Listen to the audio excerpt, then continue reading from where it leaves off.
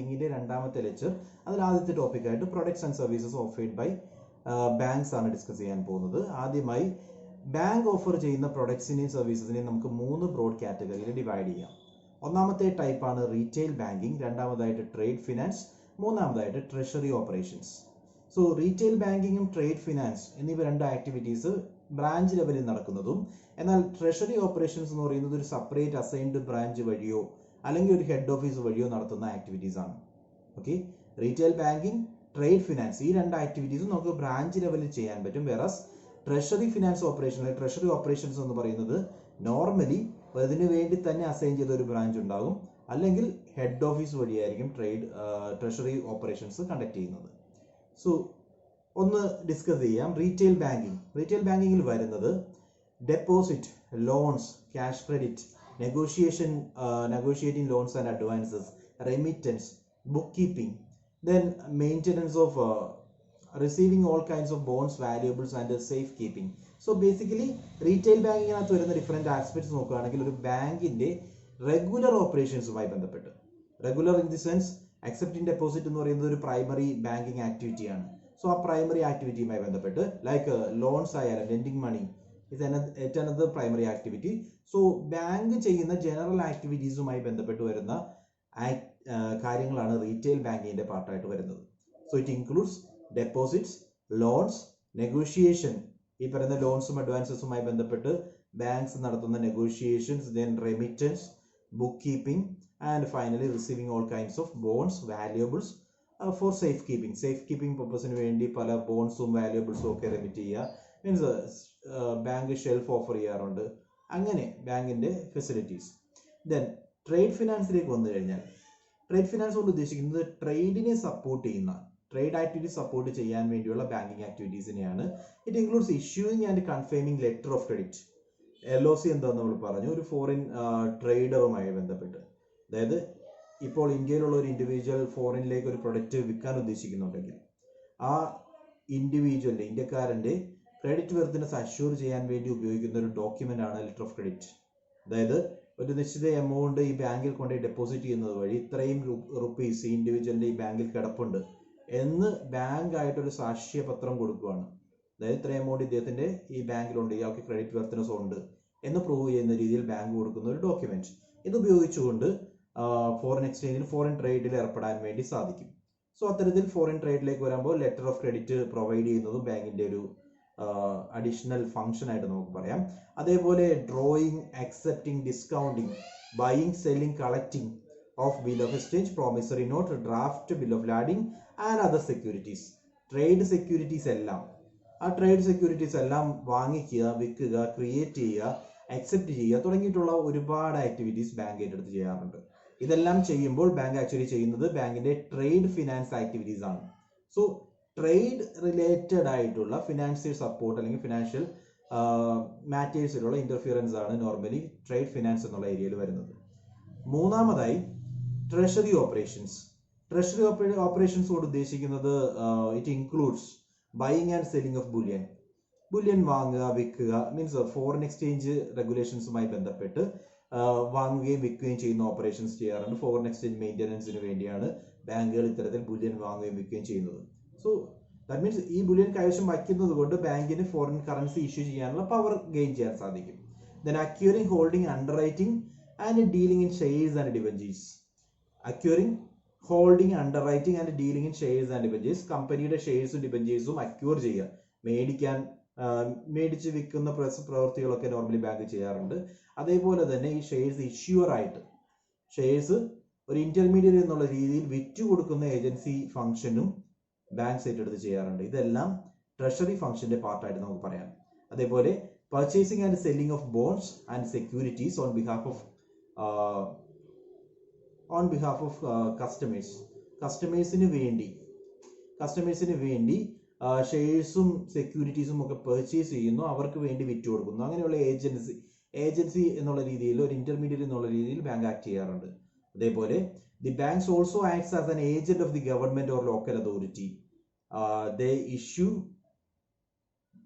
They ensure, guarantee, underwrite participate in managing and carrying out issue of shares, debentures, etc. So ഗവൺമെന്റിന്റെയോ local അതോറിറ്റീസിന്റെയോ local അതോറിറ്റീസിന്റെയോ issue അല്ലെങ്കിൽ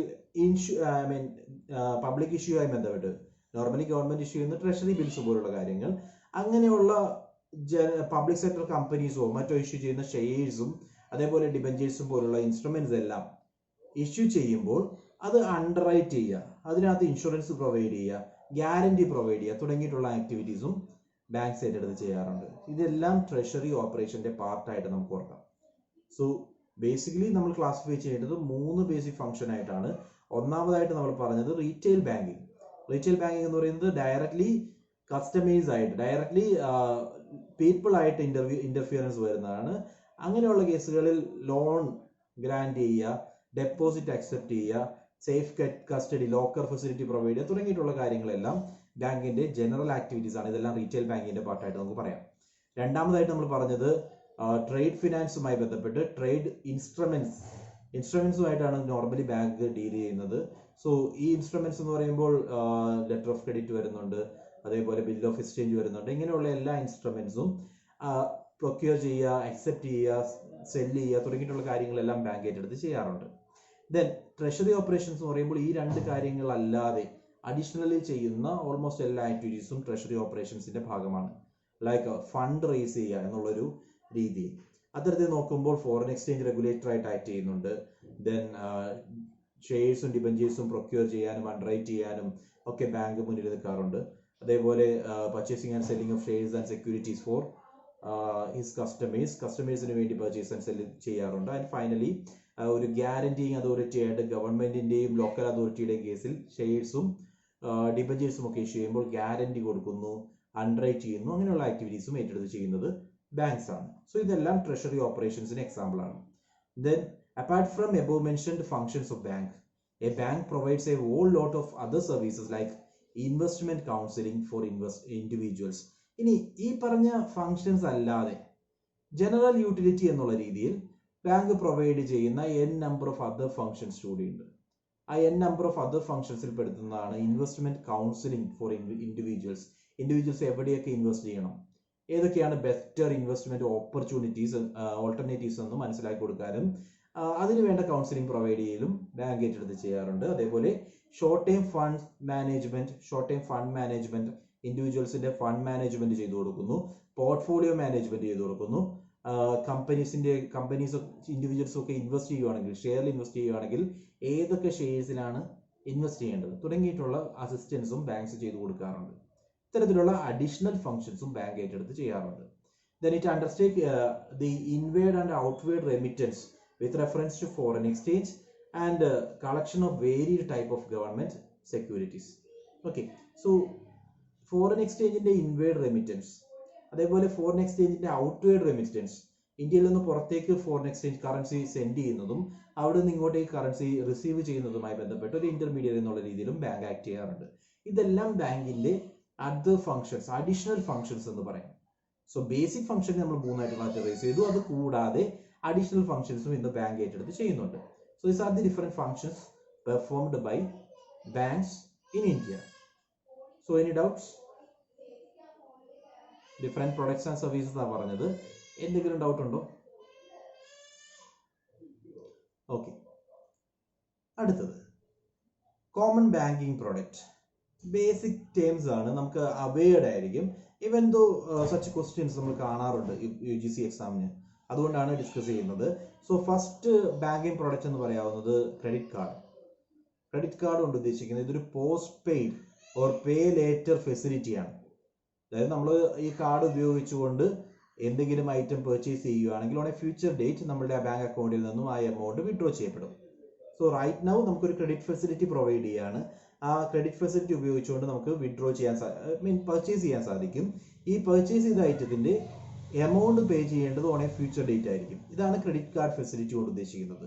so credit card is A post paid or pay later card that draws from credit line money made available for card issuer. That is bank issue ചെയ്യുന്ന ഒരു credit മണി ഉപയോഗിച്ചുകൊണ്ട് ഒരു credit ഫെസിലിറ്റിയാണ് actually credit card എന്ന് ഉദ്ദേശിക്കുന്നത്. So ഇന്ന് നമ്മൾ ഒരു കാര്യം പർച്ചേസ് ചെയ്യുവാണെങ്കിൽ അതിന്റെ ഒരു ഗ്രേസ് പീരീഡ് ഉണ്ടാവും. മേ ബി ഇന്ന് പർച്ചേസ് ചെയ്യുന്നതിന് 30 ദിവസത്തിനുള്ളിലായിരിക്കും ക്യാഷ് പേ ചെയ്യേണ്ടത്. സോ 30 ദിവസത്തിനുള്ളിൽ ആ എമൗണ്ട് നമ്മൾ പേ ചെയ്യണം. സോ ആ ഗ്രേസ് പീരീഡിന് ശേഷം ഫുൾ എമൗണ്ട് പേ ചെയ്യുക. ഇത്തരത്തിലുള്ള ഒരു എഗ്രിമെന്റ്, ഇത്തരത്തിലുള്ള സപ്പോർട്ടാണ് ആക്ച്വലി ക്രെഡിറ്റ് കാർഡ് കൊണ്ട് ഉദ്ദേശിക്കുന്നത്. Okay, so normally it is not interest normally charge ചെയ്യാറില്ല. എന്നാലും റൈറ്റ് ടൈമിൽ പേ ചെയ്യാൻ സാധിക്കുന്നില്ലെങ്കിൽ അഡീഷണൽ ഇൻട്രസ്റ്റ് ചാർജ് ചെയ്യും. ക്രെഡിറ്റ് കാർഡിന് ഒരു ഫീ ഉണ്ട്. ഫീയും ഇൻട്രസ്റ്റും ടോട്ടലി ഡിഫറെന്റ് ആണ്. ക്രെഡിറ്റ് കാർഡ് ഫീ എന്ന് പറയുന്നത് അവർ ചാർജ് ചെയ്യും, ഇൻട്രസ്റ്റ് ചാർജ് ചെയ്യാറില്ല. ഇൻട്രസ്റ്റ് പേ ചെയ്യേണ്ടത് നോർമലി ഡിലേ വന്നാൽ മാത്രമാണ്. അതായത് ഗ്രേസ് പീരീഡ് കഴിഞ്ഞിട്ട് പേയ്മെന്റ് നടത്തുന്നില്ലെങ്കിൽ we may have to pay interest. Otherwise ഈ പർച്ചേസിൽ ഇൻട്രസ്റ്റ് ഉണ്ടാവില്ല. രണ്ടാമത്തെ ടൈപ്പ് ക്രെഡിറ്റ് കാർഡിന്റെ ഒരു അതർ വേർഷൻ അല്ലെങ്കിൽ ഓപ്പോസിറ്റ് സൈഡ് എന്ന് പറയാവുന്നത് ഡെബിറ്റ് കാർഡാണ്. മീൻസ് നമ്മുടെ കയ്യിൽ എത്ര ഫണ്ട് ഉണ്ടോ ആ എമൗണ്ട് നമ്മൾ ഓൾറെഡി ബാങ്കിലേക്ക് പെയ്ഡ് ആയിരിക്കും. മീൻസ് നമ്മുടെ അക്കൗണ്ടിൽ ഇട്ടിട്ടുണ്ടാവും. ആ ബാലൻസ് ഉപയോഗിച്ചുകൊണ്ട് നമുക്ക് പർച്ചേസ് നടത്താൻ സാധിക്കും. സോ ഇതിനെ ഒരു പ്രീപെയ്ഡ് കാർഡ്, ക്രെഡിറ്റ് കാർഡ് എന്ന് പറയുന്നത് ഒരു പോസ്റ്റ് പെയ്ഡ് ആണെങ്കിൽ, അത് പിന്നീട് പേ ചെയ്യാമെന്നുള്ള ടൈപ്പ് ഓഫ് കാർഡ് ആണെങ്കിൽ, ഡെബിറ്റ് കാർഡ് എന്ന് പറയുന്നത് ഒരു പ്രീപെയ്ഡ് കാർഡാണ്. ഓർ പേ നൗ കാർഡ്, ഇപ്പോൾ പേ ചെയ്യുക എന്നുള്ള കൺസെപ്റ്റിലാണ് ഈ കാർഡ് ഉപയോഗിക്കുന്നത്. സോ നമ്മൾ ഓൾറെഡി സ്റ്റോർ ചെയ്തിരിക്കുന്ന വാല്യൂ, നമ്മുടെ അക്കൗണ്ടിൽ ഇട്ടിരിക്കുന്ന വാല്യൂ ഉപയോഗിച്ചുകൊണ്ടായിരിക്കും ഡെബിറ്റ് കാർഡിൽ പേയ്മെന്റ് നമുക്ക് നടത്താൻ സാധിക്കുക. So debit card quickly debit and subtract the money from one's savings account and or if one's one way taking out of cash. So നമ്മൾ ഇമ്മീഡിയറ്റ്ലി പേ ചെയ്യുന്ന രീതിയിൽ തന്നെ, നമ്മുടെ കയ്യിൽ നിന്ന് പേ ചെയ്യുന്ന അതേ രീതിയിൽ തന്നെ നമ്മുടെ അക്കൗണ്ടിൽ നിന്നും എമൗണ്ട് കുറയുന്ന ടൈപ്പ് ഓഫ് കാർഡിനെയാണ് ഡെബിറ്റ് കാർഡ് എന്ന് പറയുന്നത്. So every time A person uses card, the merchant who in turn can get the money transferred to his account from the bank of the buyer by debiting the exact amount of purchase from the card. So ഇതിനു വേണ്ടി ഇതൊക്കെ നമുക്ക് അറിയാവുന്ന കാര്യങ്ങളാണ്. എന്നാലും ഓർക്കുക, ഒരു pin number ഉണ്ടാവും. ആ പിൻ നമ്പർ ഉപയോഗിച്ചുകൊണ്ട് പേ ചെയ്യുന്നവർക്ക്, ബയ്യർക്ക് ഈ ബയ്യറുടെ അക്കൗണ്ട്, ക്രെഡിറ്റ് കാർഡിലുള്ള ബാലൻസ് മറ്റൊരു അക്കൗണ്ടിലേക്ക് മാറ്റാൻ സാധിക്കും. മീൻസ് നമ്മൾ പർച്ചേസ് ചെയ്യുമ്പോൾ there will be a swiping machine. ആ സ്വൈപ്പിംഗ് മെഷീൻ ഉപയോഗിച്ചുകൊണ്ട് നമുക്ക് നമ്മളുടെ അക്കൗണ്ടിൽ നിന്നും ഇത്രയും എമൗണ്ട് സെല്ലറുടെ അക്കൗണ്ടിലേക്ക് ട്രാൻസ്ഫർ ചെയ്യൂ എന്നുള്ളൊരു ഇൻസ്ട്രക്ഷൻ ആണ് ആക്ച്വലി ഈ പിൻ നമ്പർ ഉപയോഗിച്ച് നമ്മൾ നൽകുന്നത്. So these are the two basic types, credit card and debit card. Next is ATM facility, automated teller machine. ATMs normally കസ്റ്റമറുടെ ഡീലിംഗ് ഈസി ആക്കാൻ വേണ്ടി ബാങ്ക് ക്രിയേറ്റ് ചെയ്തിരിക്കുന്ന ഒരു അഡീഷണൽ ഫെസിലിറ്റിയാണ്. അതായത് ATM ഉപയോഗിച്ചുകൊണ്ട് നമുക്ക് ബാങ്കിങ് അവേഴ്സിലും അല്ലെങ്കിൽ ബാങ്കിന്റെ ഓപ്പറേഷൻ നടക്കാത്ത ടൈമിലും ഒരു പാസ്വേഡും നമ്മുടെ ATM കാർഡ്, ഡെബിറ്റ് കാർഡ് ഉപയോഗിച്ചുകൊണ്ട് ക്യാഷ് വിഡ്രോ ചെയ്യാൻ സാധിക്കും. ഓക്കെ, ഇതാണ് ATM ഫെസിലിറ്റി കൊണ്ട് ഉദ്ദേശിക്കുന്നത്. സോ യു ക്യാൻ വിഡ്രോവൽ മാത്രമല്ല ATMൽ സാധിക്കുന്നത്. വിഡ്രോവൽ എന്ന് പറയുന്ന ഒരു ബേസിക് ഫെസിലിറ്റിയാണ്. അത് കൂടാതെ നമുക്ക് ബാലൻസ് ചെക്ക് ചെയ്യാൻ സാധിക്കും, നമ്മളുടെ പിൻ നമ്പർ ചേഞ്ച് ചെയ്യാൻ സാധിക്കും, അതേപോലെ നമ്മളുടെ അക്കൗണ്ടിൽ നിന്നും മണി മറ്റൊരു അക്കൗണ്ടിലേക്ക് മാറ്റാൻ സാധിക്കും. Then ഇതെല്ലാം അഡീഷണൽ ഫെസിലിറ്റീസ് ആണ് that can be done in an ATM center. Okay, ATM കൊണ്ട് ഉദ്ദേശിക്കുന്നത് ഇത്രയേ ഉള്ളൂ. ഇതൊരു ഡിവൈസ് ആണ്, ഒരു ATM മെഷീന്റെ സപ്പോർട്ടോട് കൂടി വർക്ക് ചെയ്യും. Next is EFT, electronic fund transfer. The system called electronic fund transfer automatically transfers money from one account to another. നമ്മളുടെ അക്കൗണ്ടിൽ നിന്നും മറ്റൊരു അക്കൗണ്ടിലേക്ക് ഫണ്ട് ട്രാൻസ്ഫർ ചെയ്യാനുള്ള ഒരു ഫെസിലിറ്റി, ആ ഫെസിലിറ്റിയാണ് നമ്മൾ ഇലക്ട്രോണിക് ഫണ്ട് ട്രാൻസ്ഫർ എന്ന് പറയുന്നത്. This system facilitate speed transfer of funds electronically from one branch to another branch. നമ്മളുടെ കയ്യിലിരിക്കുന്ന ഫണ്ട് മറ്റൊരു ബ്രാഞ്ചിലേക്ക് അല്ലെങ്കിൽ മറ്റൊരു അക്കൗണ്ടിലേക്ക് ട്രാൻസ്ഫർ ചെയ്യാൻ വേണ്ടി ഉപയോഗിക്കുന്ന രീതിയാണ് EFT. So in this system, sender and receiver of the fund may be located in different cities and may even bank with different banks. Fund transfer within the same city is also permitted. The scheme has been in operation since 1996.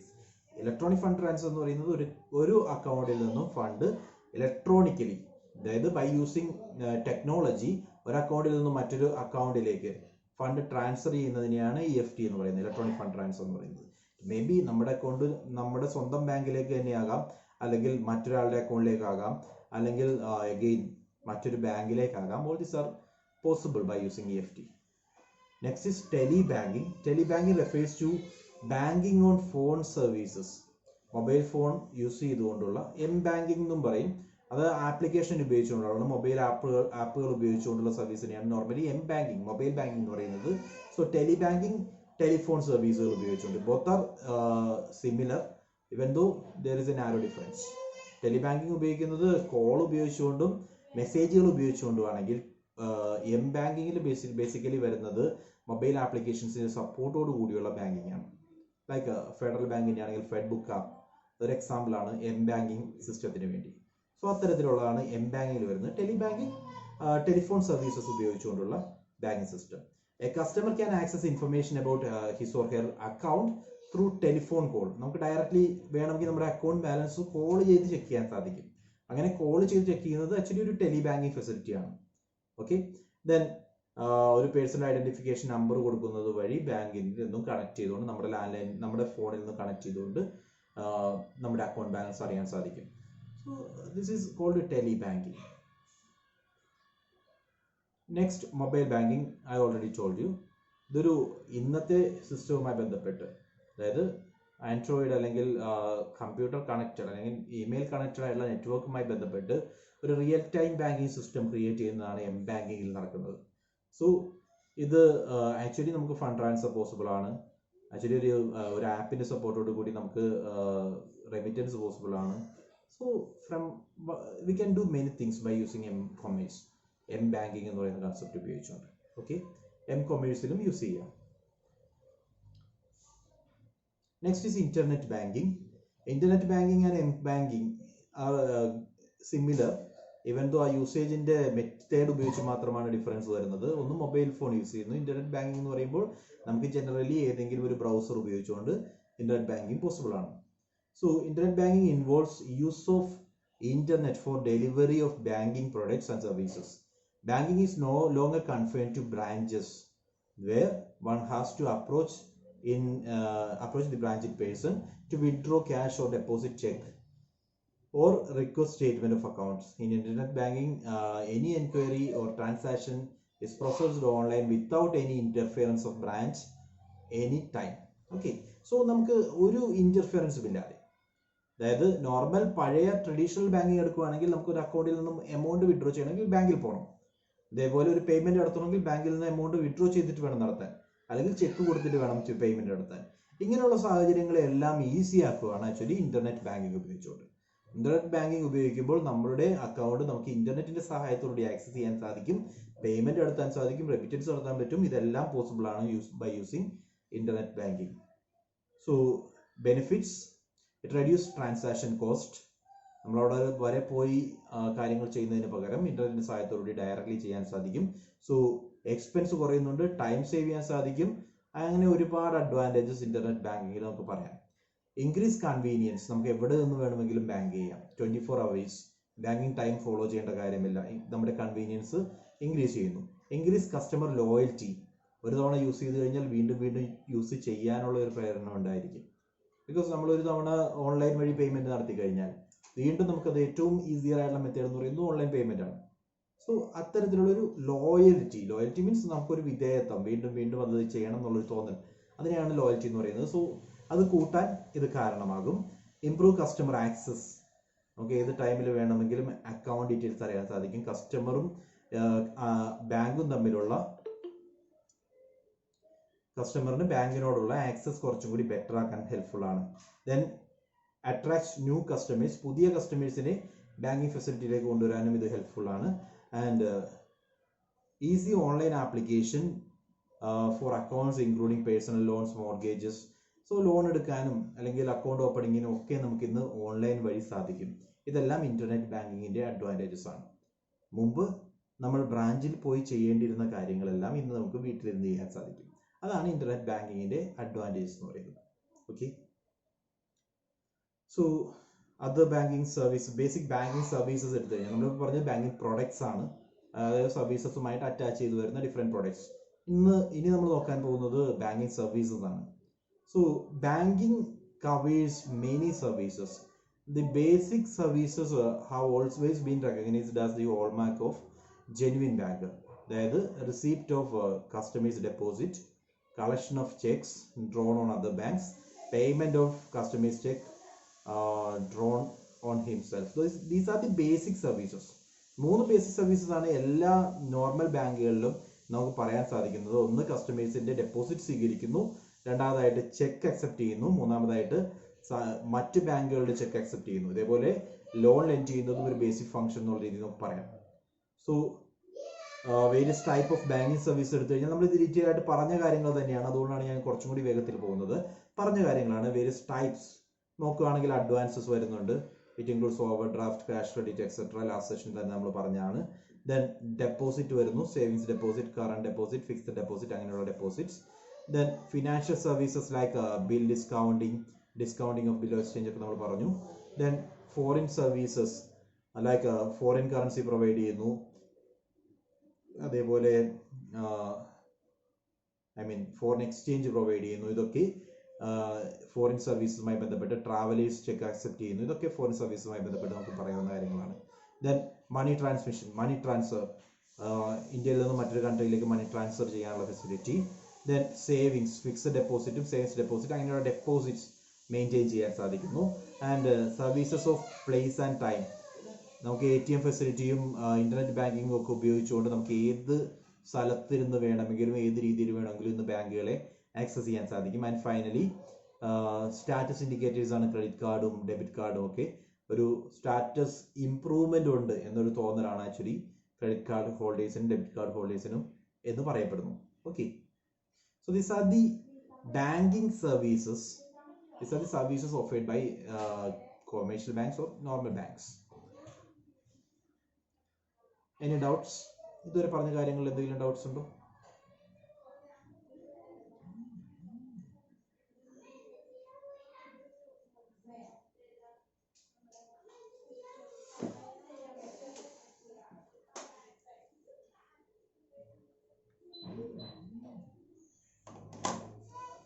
Okay, so that's clear, right? Moving on. Bank lending നമ്മൾ already പറഞ്ഞതാണ്. Then let's see the principles of lending. ലെൻഡിങ്ങുമായി ബന്ധപ്പെട്ട് നമ്മൾ ഓർക്കേണ്ട basic principles. First one is safety. Bank lent ചെയ്യുമ്പോൾ ബാങ്കിന്റെ point of വ്യൂവിൽ ചിന്തിക്കുക. Bank lent ചെയ്യുമ്പോൾ കീ ആയിട്ട് ഓർക്കേണ്ട കുറച്ച് ബേസിക് പ്രിൻസിപ്പിൾസ് ആണ് നമ്മൾ ഡിസ്കസ് ചെയ്യുന്നത്. ആദ്യമായിട്ട് സേഫ്റ്റിയാണ്. First thing is that banks need to ensure that advances are safe and money let out by them will come back. അതായത് ഈ ഇഷ്യൂ ചെയ്യുന്ന ഓരോ അഡ്വാൻസസും സേഫ് ആൻഡ് സെക്യൂർ ആണ് എന്ന് ഉറപ്പാക്കേണ്ടത് ബാങ്കിന്റെ ഉത്തരവാദിത്തമാണ്. Okay, so credit worthiness check ചെയ്തുകൊണ്ട് ഏബിൾ ആയിട്ടുള്ള ആളുകൾക്കായിരിക്കും നോർമലി ബാങ്ക് ലോൺ പ്രൊവൈഡ് ചെയ്യുന്നത്.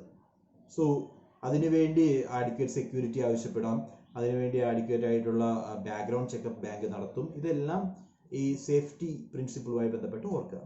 രണ്ടാമതായിട്ട് ലിക്വിഡിറ്റി.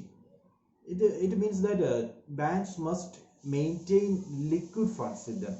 ഒരു പരിധി വരെ എപ്പോഴാണോ ഒരു റീപേയ്മെന്റ് നടത്തേണ്ടി വരും ആ റൈറ്റ് ടൈമിൽ അവരുടെ ഫണ്ട് ഉണ്ടാകണം. Liquidity. So to maintain liquidity bank has to ensure that money let out by them is not locked up for long time. Actually ഇന്ന് സംഭവിക്കുന്നത് ഇത്തരത്തിലുള്ള ഒരു ലോക്ക്ഡ് അപ്പ് എല്ലായിടത്തും സംഭവിക്കുകയാണ്. അതായത് എല്ലാ ബാങ്കുകളിലും ഒരുപാട് മണി ലോക്ക്ഡ് അപ്പ് ആയി വരുവാണ് because of mounting NPA. So you may be familiar about this term, right? NPA. What is NPA?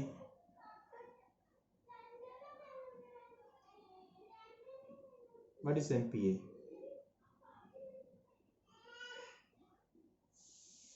Non-performing assets. Yeah, exactly.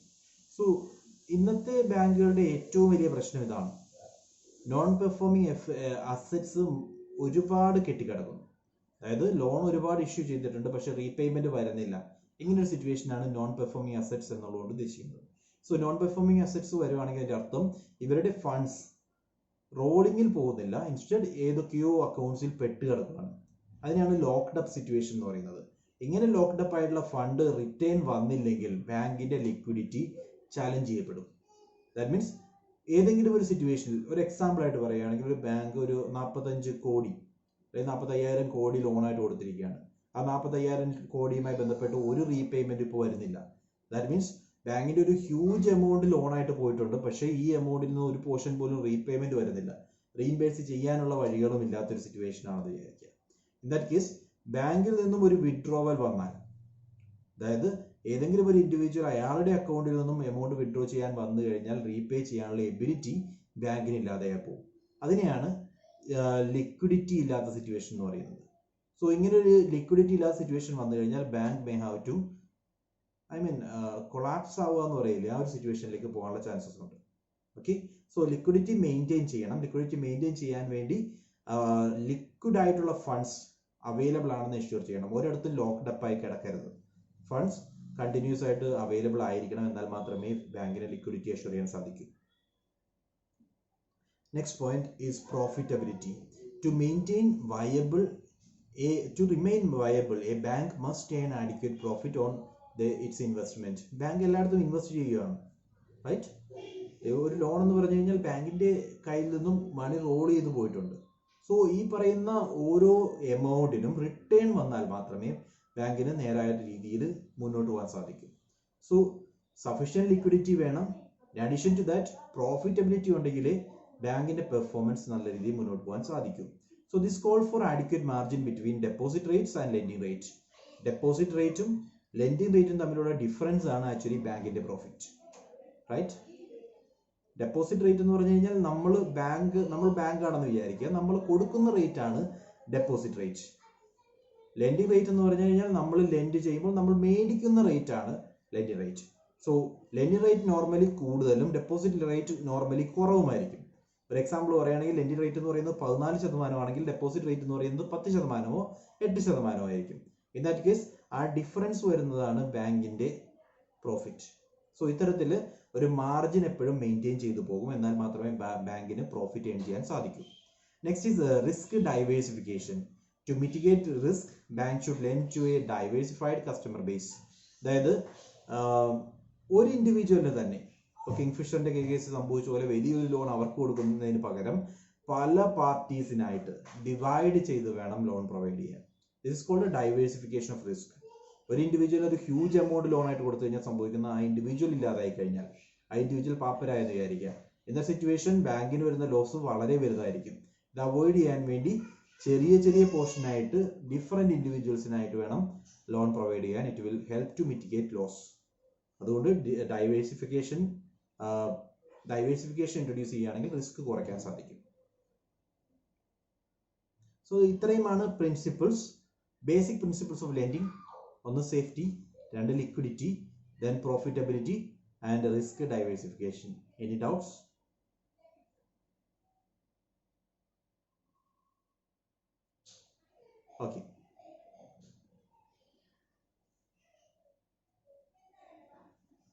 Okay, loan policy. Bank ഒരു ലോൺ പ്രൊവൈഡ് ചെയ്യുമ്പോൾ ബാങ്കിന്റെ കൈവശം എന്തൊക്കെ ആസ്പെക്റ്റുകളാണ് ബാങ്ക് ക്രോസ് ചെക്ക് ചെയ്യുന്നത് normal സിറ്റുവേഷനിൽ? അതാണ് നോക്കുകയാണെങ്കിൽ ടിപ്പിക്കലി ഗൈഡ് ലൈൻസിൽ നമുക്ക് പറയാവുന്നത് ക്രോസ് ചെക്ക് ചെയ്യേണ്ട കാര്യങ്ങൾ: ഒന്ന് level of credit deposit ratio, രണ്ടാമതായിട്ട് target portfolio mix, then rating, loan pricing and collateral security. These are the basic things. Bank normally ചോദിക്കുന്ന കാര്യങ്ങൾ, ബാങ്കിന് അറിയേണ്ട ചില കാര്യങ്ങൾ, ലോൺ കൊടുക്കുന്നതുമായി ബന്ധപ്പെട്ട് ബാങ്ക് അറിഞ്ഞിരിക്കേണ്ട കാര്യങ്ങൾ: ഒന്ന് ക്രെഡിറ്റ് ഡെപ്പോസിറ്റ് റേഷ്യോ, രണ്ട് portfolio mix, then ratings, loan pricing, collateral security. So first thing is credit deposit ratio. What is it എന്ന് നമുക്ക് നോക്കാം. ഒന്നാമതായിട്ട് CD റേഷ്യോ കൊണ്ട് ഉദ്ദേശിക്കുന്നത് A bank can lent out only a certain portion of its deposit, since some portion of deposits have to be maintained as CRR. So economics പഠിക്കുമ്പോൾ നമ്മൾ detail ആയിട്ട് പഠിക്കുന്ന കാര്യമാണ്. മോണിറ്ററി പോളിസിയുടെ ഒരു ടൂൾ എന്നുള്ള രീതിയിൽ CRR യൂസ് ചെയ്യാറുണ്ട്. സോ ക്യാഷ് റിസർവ് റേഷ്യോ എന്ന് പറഞ്ഞു കഴിഞ്ഞാൽ നമ്മളൊരു ഒരു ബാങ്ക് ഒരു പോർഷൻ ലോണായിട്ട് കൊടുക്കുന്നതിന് മുമ്പ് അവരുടെ ഡെപ്പോസിറ്റ്, ഒരു എക്സാമ്പിൾ പറയുകയാണെങ്കിൽ ഒരു 100 rupees ഡെപ്പോസിറ്റ് വരുന്നു. ഈ 100 rupeesൽ നിന്നും മൊത്തമായിട്ട് ഒരു ബാങ്കിനും ലോൺ പ്രൊവൈഡ് ചെയ്യാൻ സാധിക്കില്ല. അതുമായി ബന്ധപ്പെട്ട് അറിഞ്ഞിരിക്കേണ്ടത് നോർമൽ കേസിൽ ബേസിക്കലി വരുന്ന രണ്ട് റിസർവുകൾ എന്ന് പറയുന്നത്, ഒന്നാമതായിട്ട് CRR ക്യാഷ് റിസർവ് റേഷ്യോ ആയിട്ട് up to 4% മെയിൻറ്റെയിൻ ചെയ്യണം. അത് RBI ഡിസൈഡ് ചെയ്യും. From time to time by monthly report പ്രകാരം CRRൽ വേരിയേഷൻസ് വരാം. സോ നോർമൽ റേറ്റ് എന്ന് പറയുന്നത് 4%. 4% CRR ആയിട്ട് RBIയിൽ ഡെപ്പോസിറ്റ് ചെയ്യണം. ക്യാഷിന്റെ ഫോമിൽ റെഡിലി മാർക്കറ്റബിൾ ആയിട്ടുള്ള ഐറ്റം ആയിട്ട് RBIയിൽ ഡെപ്പോസിറ്റ് ചെയ്യണം. സോ ബാക്കി 96% ഉണ്ട്. ദെൻ ബാക്കി വരുന്നതിൽ സ്റ്റാറ്റ്യൂട്ടറി ലിക്വിഡിറ്റി റേഷ്യോ മീൻസ് ഈ പറയുന്ന ഐറ്റംസ് ലിക്വിഡ് അസറ്റ്സിൽ മാത്രമേ ഇൻവെസ്റ്റ് ചെയ്യാൻ പാടുള്ളൂ. ഓക്കെ, ആ രീതിയിൽ സ്റ്റാറ്റ്യൂട്ടറി ലിക്വിഡിറ്റി റേഷ്യോ എന്നുള്ള രീതിയിൽ around 20%. It will vary from 18 to 20 normally. 18% മുതൽ 20% വരെയുള്ള ഒരു റേഷ്യോയിൽ സ്റ്റാറ്റ്യൂട്ടറി ലിക്വിഡിറ്റി റേഷ്യോ എന്നുള്ള രീതിയിൽ ആ എമൗണ്ട് ബാങ്കിൽ തന്നെ മെയിൻറ്റെയിൻ ചെയ്യണം. ഇത് രണ്ടും കഴിഞ്ഞ് ബാക്കിയുള്ള പോർഷൻ മാത്രമേ നോർമൽ സിറ്റുവേഷനിൽ ബാങ്കിന് ലോൺ ആയിട്ട് ഇഷ്യൂ ചെയ്യാൻ സാധിക്കൂ. So this is called credit deposit ratio. അതായത് there will be a difference. അവർക്ക് കിട്ടുന്ന ഡെപ്പോസിറ്റുമായി ബന്ധപ്പെട്ട് ഒരു ഡെപ്പോസിറ്റും അവർ ഇഷ്യൂ ചെയ്യുന്ന ക്രെഡിറ്റുമായി ബന്ധപ്പെട്ട് ഒരു വേരിയേഷൻ ഉണ്ടാവും. ഡെപ്പോസിറ്റ് ആയിട്ട് കിട്ടുന്ന ടോട്ടൽ എമൗണ്ടും ഒരു ബാങ്കിനും ലോണായിട്ട് ലെൻഡ് ചെയ്യാൻ സാധിക്കില്ല. ആ ഡെപ്പോസിറ്റിൽ നിന്നും ഒരു നിശ്ചിത എമൗണ്ട് CRR ആയും SLR ആയും മെയിൻറ്റെയിൻ ചെയ്തതിന് ശേഷം മാത്രമേ ബാക്കിയുള്ള എമൗണ്ട് ലോൺ ആയിട്ട് ഇഷ്യൂ ചെയ്യാൻ ബാങ്കിന് സാധിക്കൂ. Okay, so it may be noted that these are minimum requirements. Bank have the option to option of having more cash reserves than CRR and invest more in SLR securities than they are required to. So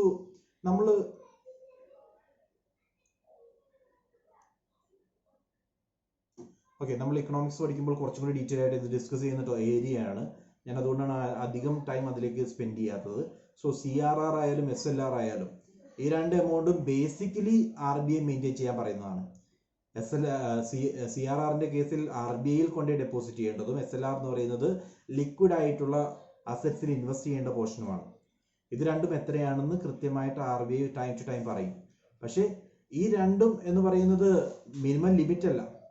ഇതിന് മുകളിൽ normally ബാങ്കുകൾക്ക് invest ചെയ്യാം in order to secure their credit worthiness. Okay, then target portfolio mix രണ്ടാമതായിട്ട്. So first loan പോളിസിയുമായി ബന്ധപ്പെട്ട് നമ്മൾ ഓർക്കേണ്ട കാര്യങ്ങളാണ് പറയുന്നത്. ലോൺ പോളിസിയുമായി ബന്ധപ്പെട്ട് ഒന്നാമത്തത് ക്രെഡിറ്റ് ഡെപ്പോസിറ്റ് റേഷ്യോ ആണ്. ക്രെഡിറ്റ് ഗീവിങ് നമ്മുടെ കയ്യിലുള്ള ക്രെഡിറ്റും ദെൻ നമ്മൾ കൊടുക്കാൻ പോകുന്ന ക്രെഡിറ്റും ഡെപ്പോസിറ്റും തമ്മിലുള്ള ഒരു റേഷ്യോ. ആ റേഷ്യോ നോർമലി വരുന്നത് after adjusting CRR and SLR ആയിരിക്കും. അതിനുശേഷം ബാക്കി വരുന്നത് വെച്ചിട്ട് മാത്രമേ ബാങ്കിന് ലെൻഡ് ചെയ്യാൻ സാധിക്കൂ. രണ്ടാമതായിട്ട് target portfolio mix. The portfolio mix actually aims at a target portfolio mix maintaining in the view both risk and return. So ഈ കസ്റ്റമർ പോർട്ട്ഫോളിയോ മിക്സ് എന്ന് പറയുമ്പോൾ ആക്ച്വലി ഒരു റിസ്ക്കും റിട്ടേണും കൃത്യമായിട്ട് മനസ്സിലാക്കിക്കൊണ്ട് കൃത്യമായിട്ട് പഠിച്ചിരിക്കുന്ന തരത്തിലുള്ള ഒരു പോർട്ട്ഫോളിയോ ക്രിയേറ്റ് ചെയ്യുക. അതായത് ഒരു നമുക്ക് നോർമലി അഗ്രികൾച്ചർ ലോൺ എന്ന് പറഞ്ഞു കഴിഞ്ഞാൽ ബാങ്കിനെ സംബന്ധിച്ച് നഷ്ടമാണ്. അതേപോലെ വേറെ ഫിക്സഡ് ആയിട്ടുള്ള കമ്പനികൾക്ക് കൊടുക്കുന്ന ലോൺ എന്ന് പറയുന്നത് ബാങ്കിനെ സംബന്ധിച്ച് ലാഭമാണ്. ഇതൊക്കെ കമ്പയർ ചെയ്തിട്ട് ഒരു ബെസ്റ്റ് പോർട്ട്ഫോളിയോ ഡെവലപ്പ് ചെയ്യണം ബാങ്ക്. അതിനെ ബേസ് ചെയ്തുകൊണ്ടായിരിക്കും അവരുടെ ലെൻഡിങ് വരുന്നത്. Let's see toward this end it lays down guidelines on choosing preferred area of lending. അതായത് ബാങ്കിന് പ്രോഫിറ്റബിൾ ആയിട്ടുള്ള ഏരിയ ഓഫ് ലെൻഡിങ് ഐഡന്റിഫൈ ചെയ്യുക എന്നുള്ളതാണ് first thing. Then as well as the sectors to be avoided. അങ്ങനെ avoid ചെയ്യാൻ സാധിക്കില്ല because of strict regulations from government. അല്ലെങ്കിൽ banks ആദ്യം അവോയ്ഡ് ചെയ്യാൻ പോകുന്നത് പ്രൈമറി സെക്ടറാണ്. ഓക്കെ, അഗ്രികൾച്ചർ ലെൻഡിങ് എന്ന് പറയുന്നത് ബാങ്കിനെ സംബന്ധിച്ച് ഏറ്റവും നഷ്ടമുള്ള ഏരിയ ആണ്. അങ്ങനെയാണെങ്കിൽ ഈ പറയുന്ന രീതിയിൽ ടാർഗറ്റ് പോർട്ട്ഫോളിയോ മിക്സ് ക്രിയേറ്റ് ചെയ്യുകയാണെങ്കിൽ bank will not going to lend to such customers. Agricultural ഫാംസിനോ അങ്ങനെയുള്ള ലോൺ കൊടുക്കാൻ അവർ തയ്യാറാവില്ല. സോ അങ്ങനെ ഒരു സിറ്റുവേഷൻ ഒഴിവാക്കാൻ വേണ്ടി ഗവൺമെന്റ് റെഗുലേഷൻസ് ഉണ്ട്. ഇത് പ്രകാരം there is a certain percentage of loan that must be provided to agriculture and primary sector അങ്ങനെ പറയുന്നുണ്ട്. അതുകൊണ്ട് തന്നെ ബാങ്ക് അവർക്ക് പ്രൊവൈഡ് ചെയ്തേ പറ്റൂ. അതർവൈസ് ബാങ്കിനെ സംബന്ധിച്ച് റിസ്കിയർ ആയിട്ടുള്ള ഏരിയ എന്ന് പറയുന്നത് അതാണ്. സെയിം ടൈം സെക്യൂർ ആയിട്ടുള്ള ഏരിയ എന്ന് പറയുന്നത് നോർമൽ ലെൻഡിങ്, അതേപോലെ കസ്റ്റമർ ഫിനാൻസും കോർപ്പറേറ്റ് ഫിനാൻസും ഒക്കെയാണ് നോർമലി ബാങ്കിനെ സംബന്ധിച്ച് സെക്യൂർ ആയിട്ടുള്ളത്. അവർ ആ രീതിയിൽ ഇൻവെസ്റ്റ് ചെയ്യാൻ തയ്യാറാവുള്ളൂ. സോ ടാർഗറ്റ് പോർട്ട്ഫോളിയോ മിക്സ് എന്ന് പറയുന്നത് normally it will contain more of corporate portfolio as well as ordinary customers portfolio. ഇതിനകത്ത് പ്രൈമറി സെക്ടർ വളരെ കുറവായിരിക്കും. Then next is the rating. There are a number of diverse risk factors associated with the borrowers. Banks should have a comprehensive risk rating system that serves as a single point indicator of diverse risk factors of the borrower. This helps taking credit decisions in a consistent manner. So actually നിലവിൽ അങ്ങനെ ഒരു rating system ഉണ്ട്. അതായത് കസ്റ്റമേഴ്സിന്റെ credit വെർത്തിനെസ് rate ചെയ്യുക, ഇവരുടെ repaying ability എത്രമാത്രമുണ്ട് എന്ന് rate ചെയ്യാൻ വേണ്ടി ഒരു സിസ്റ്റം ഫോളോ ചെയ്യുന്നുണ്ട്. ഇത് പ്രകാരം ഓരോ ബാങ്കിനും ഓരോ കസ്റ്റമർ വരുമ്പോഴും ഇവരെ പറ്റി കൃത്യമായിട്ട് മനസ്സിലാക്കാൻ സാധിക്കും. ഇവരുടെ പേരിൽ എത്ര ലോണുകൾ നിലവിലുണ്ട്, എത്ര റീപേ ചെയ്യുന്നുണ്ട്, എത്രമാത്രം മുടങ്ങി പോയിട്ടുണ്ട് തുടങ്ങിയിട്ടുള്ള കാര്യങ്ങളെല്ലാം ഇവരുടെ റേറ്റിംഗ് വെച്ചുകൊണ്ട് തന്നെ അനലൈസ് ചെയ്യാൻ സാധിക്കും. ഓക്കെ, സോ അത്തരത്തിലുള്ള ഒരു റേറ്റിംഗ് സിസ്റ്റം ഉണ്ട്. That based on that rating ഇൻഡിവിജ്വൽസിന്റെ കൃത്യമായിട്ടുള്ള ഒരു അനാലിസിസ് കണ്ടക്ട് ചെയ്യുന്നു. ആ അനാലിസിസിന് ശേഷമായിരിക്കും ലോൺ ലെൻഡിങ്ങിലേക്ക് ബാങ്ക്സ് പോകുന്നത്. അടുത്തതായി pricing of loans. Risk return trade off is the fundamental aspect of risk management. Borrowers with a weak financial position are placed at high risk category and are provided with credit facilities of higher price. So here you need to understand one thing. ഇവിടെ സംഭവിക്കുന്നത് risk കൂടുതലുള്ള loan ആണെങ്കിൽ rate വളരെ കൂടുതലായിരിക്കും. Plus risk കുറവുള്ള ലോണുകളാണെങ്കിൽ rate വളരെ കുറവായിരിക്കും. എന്തിനു വേണ്ടിയാണ് ഇങ്ങനെ ചെയ്യുന്നത്? ബിക്കോസ് റീപേ ചെയ്യും എന്ന് ഉറപ്പുള്ള ആളുകൾക്ക് കുറഞ്ഞ ഇൻട്രസ്റ്റ് ലോൺ കൊടുക്കുകയാണെങ്കിൽ ബാങ്കിന് NPA മൗണ്ട് ചെയ്യുന്നുള്ളൊരു പേടി വേണ്ട. ഓക്കെ, റീപേ ചെയ്യാൻ ഏബിൾ ആണ് എന്ന് മനസ്സിലാക്കുന്ന ആൾക്കാർക്ക് ബാങ്ക് കൊടുക്കുന്ന റേറ്റ് നോർമലി കുറവായിരിക്കും. വേറസ് റിസ്ക് കൂടുതലുണ്ട് എന്നുള്ള സിറ്റുവേഷൻസിൽ ലോൺ ലെൻഡിങ് റേറ്റും വളരെ കൂടുതലായിരിക്കും. ഇതാണ് പ്രൈസിംഗ് ഓഫ് ലോണുമായി ബന്ധപ്പെട്ട്. സോ ഇതിനകത്ത് വരുന്നത് റിസ്ക് റിട്ടേൺ ട്രേഡ് ഓഫ് ആണ്. റിസ്ക് ആൻഡ് റിട്ടേൺ ഇത് തമ്മിലുള്ള കമ്പാരിസൺ നടത്തിയതിനു ശേഷമാണ് ഇത്തരത്തിലൊരു റേറ്റ് ഫിക്സ് ചെയ്യുന്നത്. Next is collateral security. Next aspect lending-മായി ബന്ധപ്പെട്ട്. So as a part of prudent lending policy, banks usually advance loans against some security. Normally ഒരു സെക്യൂരിറ്റിയുടെ പുറത്ത് മാത്രമേ ബാങ്ക് ലോൺ ചെയ്യാറുള്ളൂ. എന്തുകൊണ്ടാണ്? ഈ പറയുന്ന ഇൻഡിവിജ്വലിനെ കണ്ടെത്താൻ സാധിക്കുന്ന റീപേ ചെയ്യുന്നില്ലെങ്കിൽ ഈ സെക്യൂരിറ്റി റിയലൈസ് ചെയ്തുകൊണ്ട് ബാങ്കിന് ആ നഷ്ടം വന്നിരിക്കുന്ന തുക തിരിച്ചെടുക്കാൻ സാധിക്കും. So as part of A prudent lending policy, banks usually advance loans against some security. The loan policy provides guidelines for this. In case of term loans, the working capital assets, banks take primary security, the property or goods against which loans are granted. So ഏത് ഐറ്റത്തിനാണോ നമ്മൾ loan എടുക്കുന്നത്, for example ഒരു bike മേടിക്കാൻ loan എടുക്കുകയാണെങ്കിൽ ആ bike ആയിരിക്കും security ആയിട്ട് fix ചെയ്യുന്നത്. സോ പ്രൈമറി സെക്യൂരിറ്റി എന്ന് പറയും. ആദ്യം നമ്മൾ ഏത് ഐറ്റത്തിന് വേണ്ടിയാണോ ലോൺ എടുക്കുന്നത് ആ ഐറ്റത്തെ തന്നെ സെക്യൂരിറ്റി ആയിട്ട് മാറ്റുവാണെങ്കിൽ. Then in addition to that collateral security എന്ന് പറയുന്ന മറ്റൊരു കൺസെപ്റ്റ് കൂടിയുണ്ട്. നമ്മൾ ലോൺ എടുക്കുന്നത് മറ്റൊരു പർപ്പസിന് വേണ്ടിയായിരിക്കും, എന്നാൽ സെക്യൂരിറ്റി ആയിട്ട് കൊടുക്കുന്നത് വേറെ ഒരു അസറ്റ് ആയിരിക്കും. ഇതിനെയാണ് കൊളാട്രൽ സെക്യൂരിറ്റി എന്ന് പറയുന്നത്. So there will be a physical or financial asset that binds the borrower. Loan എടുത്തതിന്റെ പേരിൽ ഒരു ഫിസിക്കൽ അസറ്റ് ഈടായിട്ട് വയ്ക്കുകയാണെങ്കിൽ അതിനെയാണ് കൊളാട്രൽ സെക്യൂരിറ്റി എന്ന് പറയുന്നത്.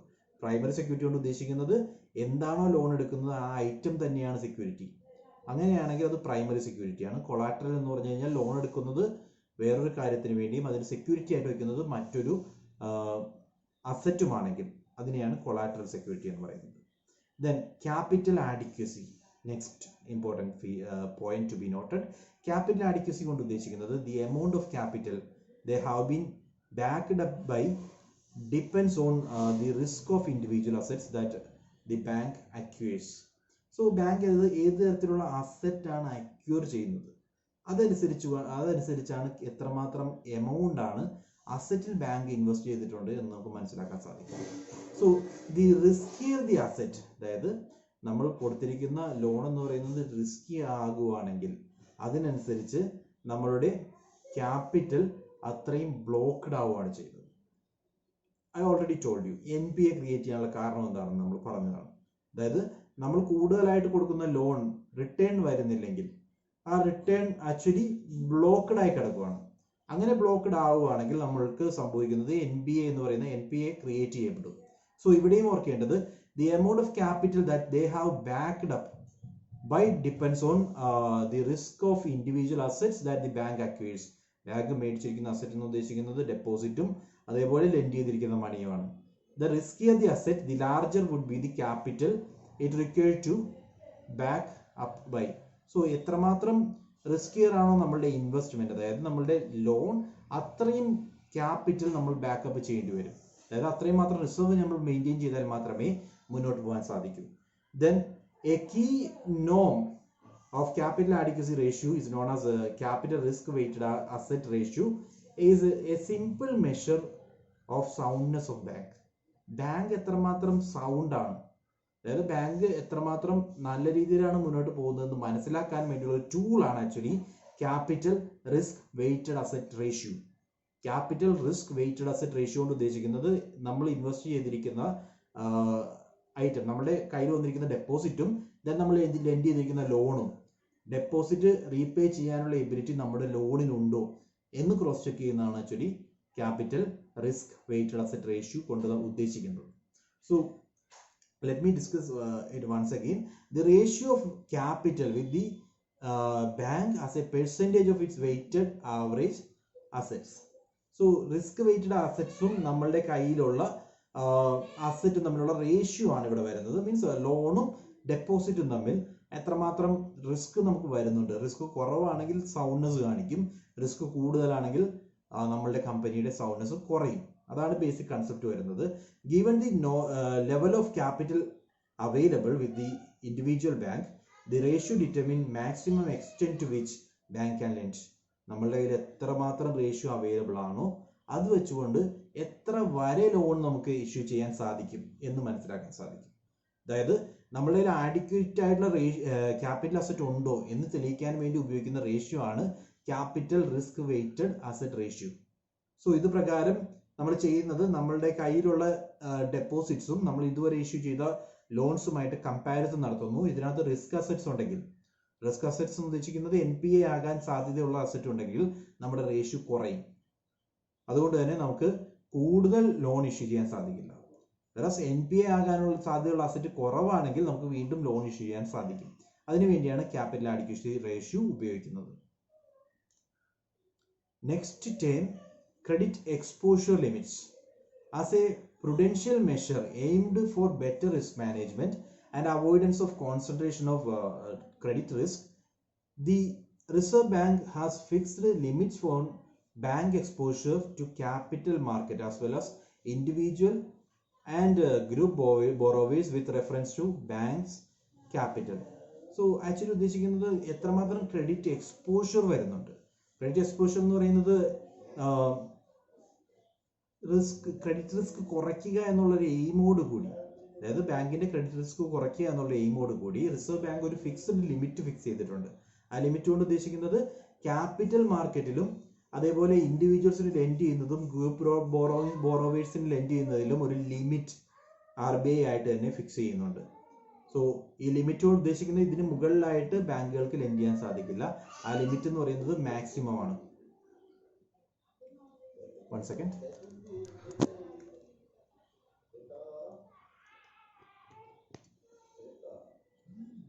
Okay.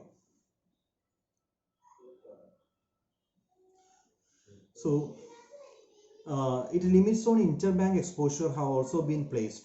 Banks are further encouraged to place internal caps on their sectoral exposure, their exposure to commercial real estate and to unsecured exposures. Like that means എല്ലാ ഏരിയയിലും bank provide ചെയ്യുന്ന different types of lending വരുന്നുണ്ട്. ബാങ്കിൻ്റെ sectoral finance വരുന്നുണ്ട്. Like commercial സെക്ടറിൽ finance ചെയ്യുന്നു, then real എസ്റ്റേറ്റിൽ finance ചെയ്യുന്നു. അങ്ങനെ പല ഏരിയയിലും ബാങ്ക് ലോൺ പ്രൊവൈഡ് ചെയ്യുന്നുണ്ട്. ഈ ഓരോ ഏരിയയിലും പ്രൊവൈഡ് ചെയ്യുമ്പോൾ there will be a limit, അതായത് RBI ആയിട്ടൊരു മാക്സിമം ലിമിറ്റ് ഓരോ ഏരിയയിലും ഫിക്സ് ചെയ്യുകയാണ് in order to control the credit. അങ്ങനെയുള്ള ലിമിറ്റിനെയാണ് ക്രെഡിറ്റ് എക്സ്പോഷർ ലിമിറ്റ് എന്ന് പറയുന്നത്. അതായത് ഇതിൽ കൂടുതൽ ഒരു കാരണവശാലും ബാങ്കുകൾ ഈ ഏരിയയ്ക്ക് ലെൻഡ് ചെയ്യാൻ പാടില്ല. ബിക്കോസ് അതിൽ കൂടുതൽ ലെൻഡ് ചെയ്ത് കഴിഞ്ഞാൽ that create some sort of risk. അതായത് ബാങ്കുകൾക്ക് നഷ്ടം സംഭവിക്കാനുള്ള ചാൻസസ് കൂടുതലാണ് എന്നുള്ള രീതിയിൽ RBI ക്രിയേറ്റ് ചെയ്യുന്ന ഒരു സർട്ടൻ ലിമിറ്റ് ആണ് ക്രെഡിറ്റ് എക്സ്പോഷർ ലിമിറ്റ് കൊണ്ട് ഉദ്ദേശിക്കുന്നത്. ക്ലിയർ ആണോ? നമ്മൾ ഇതുവരെ പറഞ്ഞ കാര്യങ്ങൾ, അതായത് ലോൺ പോളിസിയുമായി ബന്ധപ്പെട്ട് കുറച്ച് ബേസിക് ടേംസ് ആണ് നമ്മൾ ഡിസ്കസ് ചെയ്തത്. ഒന്നാമതായിട്ട് നമ്മൾ പറഞ്ഞത് credit deposit ratio, CD ratio എന്ന് പറയും. മീൻസ് എത്രമാത്രം ക്രെഡിറ്റ് ഇഷ്യൂ ചെയ്യാം വിത്ത് ദി ഡെപ്പോസിറ്റ് അവൈലബിൾ എന്നുള്ളത് after considering CRR and SLR ആയിരിക്കും. അതേപോലെ ടാർഗറ്റ് പോർട്ട്ഫോളിയോ ഏത് രീതിയിലുള്ള ലോണാണ് കൊടുക്കേണ്ടത് അതും ബാങ്കിന്റെ റിസ്ക് റിട്ടേൺ ട്രേഡ് ഓഫ് നടത്തിയതിനു ശേഷമായിരിക്കും തീരുമാനിക്കുക.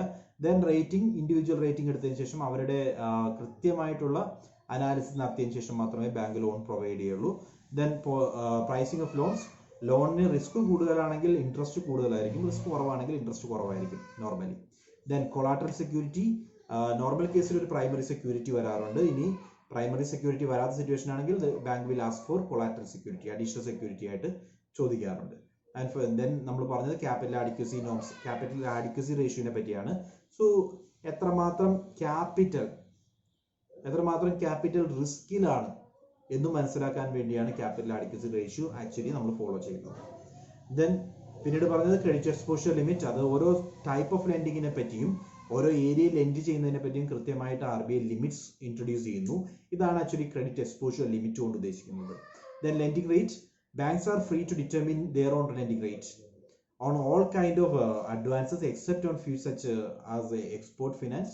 Interest rate on such exceptional categories of advances are regulated by RBI. So normally lending rate എന്ന് പറയുന്നത് ബാങ്ക് ആണ് ഫിക്സ് ചെയ്യുന്നത്. പക്ഷേ RBI ഫിക്സ് ചെയ്യുന്ന റിപ്പോ റേറ്റും റിവേഴ്സ് റിപ്പോ റേറ്റും ഒക്കെ ലെൻഡിങ് റേറ്റിനെ അഫക്റ്റ് ചെയ്യുന്നുണ്ട്. അതിനെ ബേസ് ചെയ്തുകൊണ്ട് ബാങ്കിന് സ്വന്തമായിട്ട് അവരുടെ ലെൻഡിങ് റേറ്റ് ഫിക്സ് ചെയ്യാം. അവിടെയും കുറച്ച് എക്സെപ്ഷൻസ് പറയുന്നത് RBI ആയിട്ട് ലെൻഡിങ് റേറ്റ് ക്രിയേറ്റ് ചെയ്യണം എന്ന് പറയുന്ന ചില ഏരിയ ഉണ്ട്, ലൈക്ക് എക്സ്പോർട്ട് ഫിനാൻസ്, എക്സ്പോർട്ടിങ്ങുമായി ബന്ധപ്പെട്ട് അതിന്റെ ലോൺ കൊടുക്കുമ്പോൾ RBI ആണ് എത്ര റേറ്റിലാണ് പ്രൊവൈഡ് ചെയ്യേണ്ടത് എന്ന് പറയുന്നത്. ബിക്കോസ് എന്തുകൊണ്ടെന്ന് ചോദിച്ചു കഴിഞ്ഞാൽ അതിനുള്ള ഒറ്റ റീസണേ ഉള്ളൂ, എക്സ്പോർട്ട് പ്രൊമോട്ട് ചെയ്യാൻ വേണ്ടി. അതേപോലെ അഗ്രികൾച്ചർ പ്രൊമോഷന് വേണ്ടി ഒരു ലോവർ റേറ്റ് കൊടുക്കണമെന്ന് RBI പറയാറുണ്ട്, even though rates are fixed by commercial banks themselves. So ഇത്രയും കാര്യങ്ങളാണ് ലോൺ പോളിസി ആയിട്ട് ബന്ധപ്പെട്ട് അറിയേണ്ടത്. Okay, moving on. Types of advances, types of lending. So normally different types എന്ന് പറയുമ്പോൾ ബേസിക്കലി നമുക്ക് അതിനെ രണ്ടായിട്ട് കാറ്റഗറൈസ് ചെയ്യാം. ഒന്നാമത്തത് ഫണ്ട് ബേസ്ഡ് ലെൻഡിങ്ങും രണ്ടാമതായിട്ട് നോൺ ഫണ്ട് ബേസ്ഡ് ലെൻഡിങ്ങും. ഫണ്ട് കൊണ്ടുള്ള ലെൻഡിങ്ങും ദെൻ ഫണ്ട് ഉപയോഗിക്കാത്ത നോൺ ഫണ്ട് ബേസ്ഡ് ആയിട്ടുള്ള ലെൻഡിങ്ങും. സോ ഫണ്ട് ബേസ്ഡ് ലെൻഡിങ് ആണെങ്കിൽ this is a direct form of lending in which loan with an annual cash outflow is given to the borrower by a bank. So normally നമ്മളൊരു loan കൊടുക്കുക എന്ന് പറയുന്ന concept, അതായത് ഒരു cash outflow വന്നിട്ട് ബാങ്കിന്റെ കയ്യിൽ നിന്ന് ഒരു ക്യാഷ്വൽ ഔട്ട്ഫ്ലോ വരുന്നു, ക്യാഷ് പുറത്തു പോകുന്നു, അത്തരത്തിലുള്ള ഒരു loan. Then in most cases such a loan is backed by a primary or collateral security. രണ്ടും എന്താന്ന് നമ്മൾ പറഞ്ഞിരുന്നു. The loan can be to provide financing capital goods or working capital requirement. So capital goods മേടിക്കാൻ വേണ്ടിയോ working capital requirement, day to day working capitalന് വേണ്ടിയോ bank provide ചെയ്യുന്ന fund based ആയിട്ടുള്ള loan, direct financial assistance ആണ് fund based lending കൊണ്ട് ഉദ്ദേശിക്കുന്നത്. രണ്ടാമത്തെ type non fund based lending. These are services where there is no outlay of fund by the bank when the commitment is made. ഇങ്ങനെ ഒരു commitment വയ്ക്കുന്ന ടൈമിൽ bank ഒരു എമൗണ്ടും അങ്ങോട്ടേക്ക് ട്രാൻസ്ഫർ ചെയ്യുന്നില്ല. Instead at the later stage however bank may have to make funds available. Initially ആവശ്യം വരുന്നില്ല, പക്ഷേ പിന്നീട് ഈ എഗ്രിമെന്റ് പ്രകാരം ആക്ട് ചെയ്യുന്ന ടൈമിൽ ബാങ്കിന് ഫണ്ട് അവൈലബിൾ ആക്കേണ്ടി വരും. സോ ഫണ്ട് ബേസ്ഡ് ലെൻഡിങ് എന്ന് പറയുന്നത് റൈറ്റ് അവേ നമ്മൾ ഫണ്ട് കൊടുക്കുകയാണ്, ഫണ്ട് ട്രാൻസ്ഫർ ചെയ്യുന്ന ഒരു രീതിയാണ്. Versus non fund based lending എന്ന് പറഞ്ഞു കഴിഞ്ഞാൽ ഇനീഷ്യലി ഔട്ട്ലേ ഓഫ് ഫണ്ട് വരുന്നില്ല. അതെങ്ങനെയാണെന്ന് നമുക്ക് നോക്കാം. Since there is no fund outlay initially, it is not reflected in balance sheet. However the bank may have to pay, therefore reflected in contingent liability in the notes to the balance sheet. Therefore such exposures are also called off balance sheet exposure.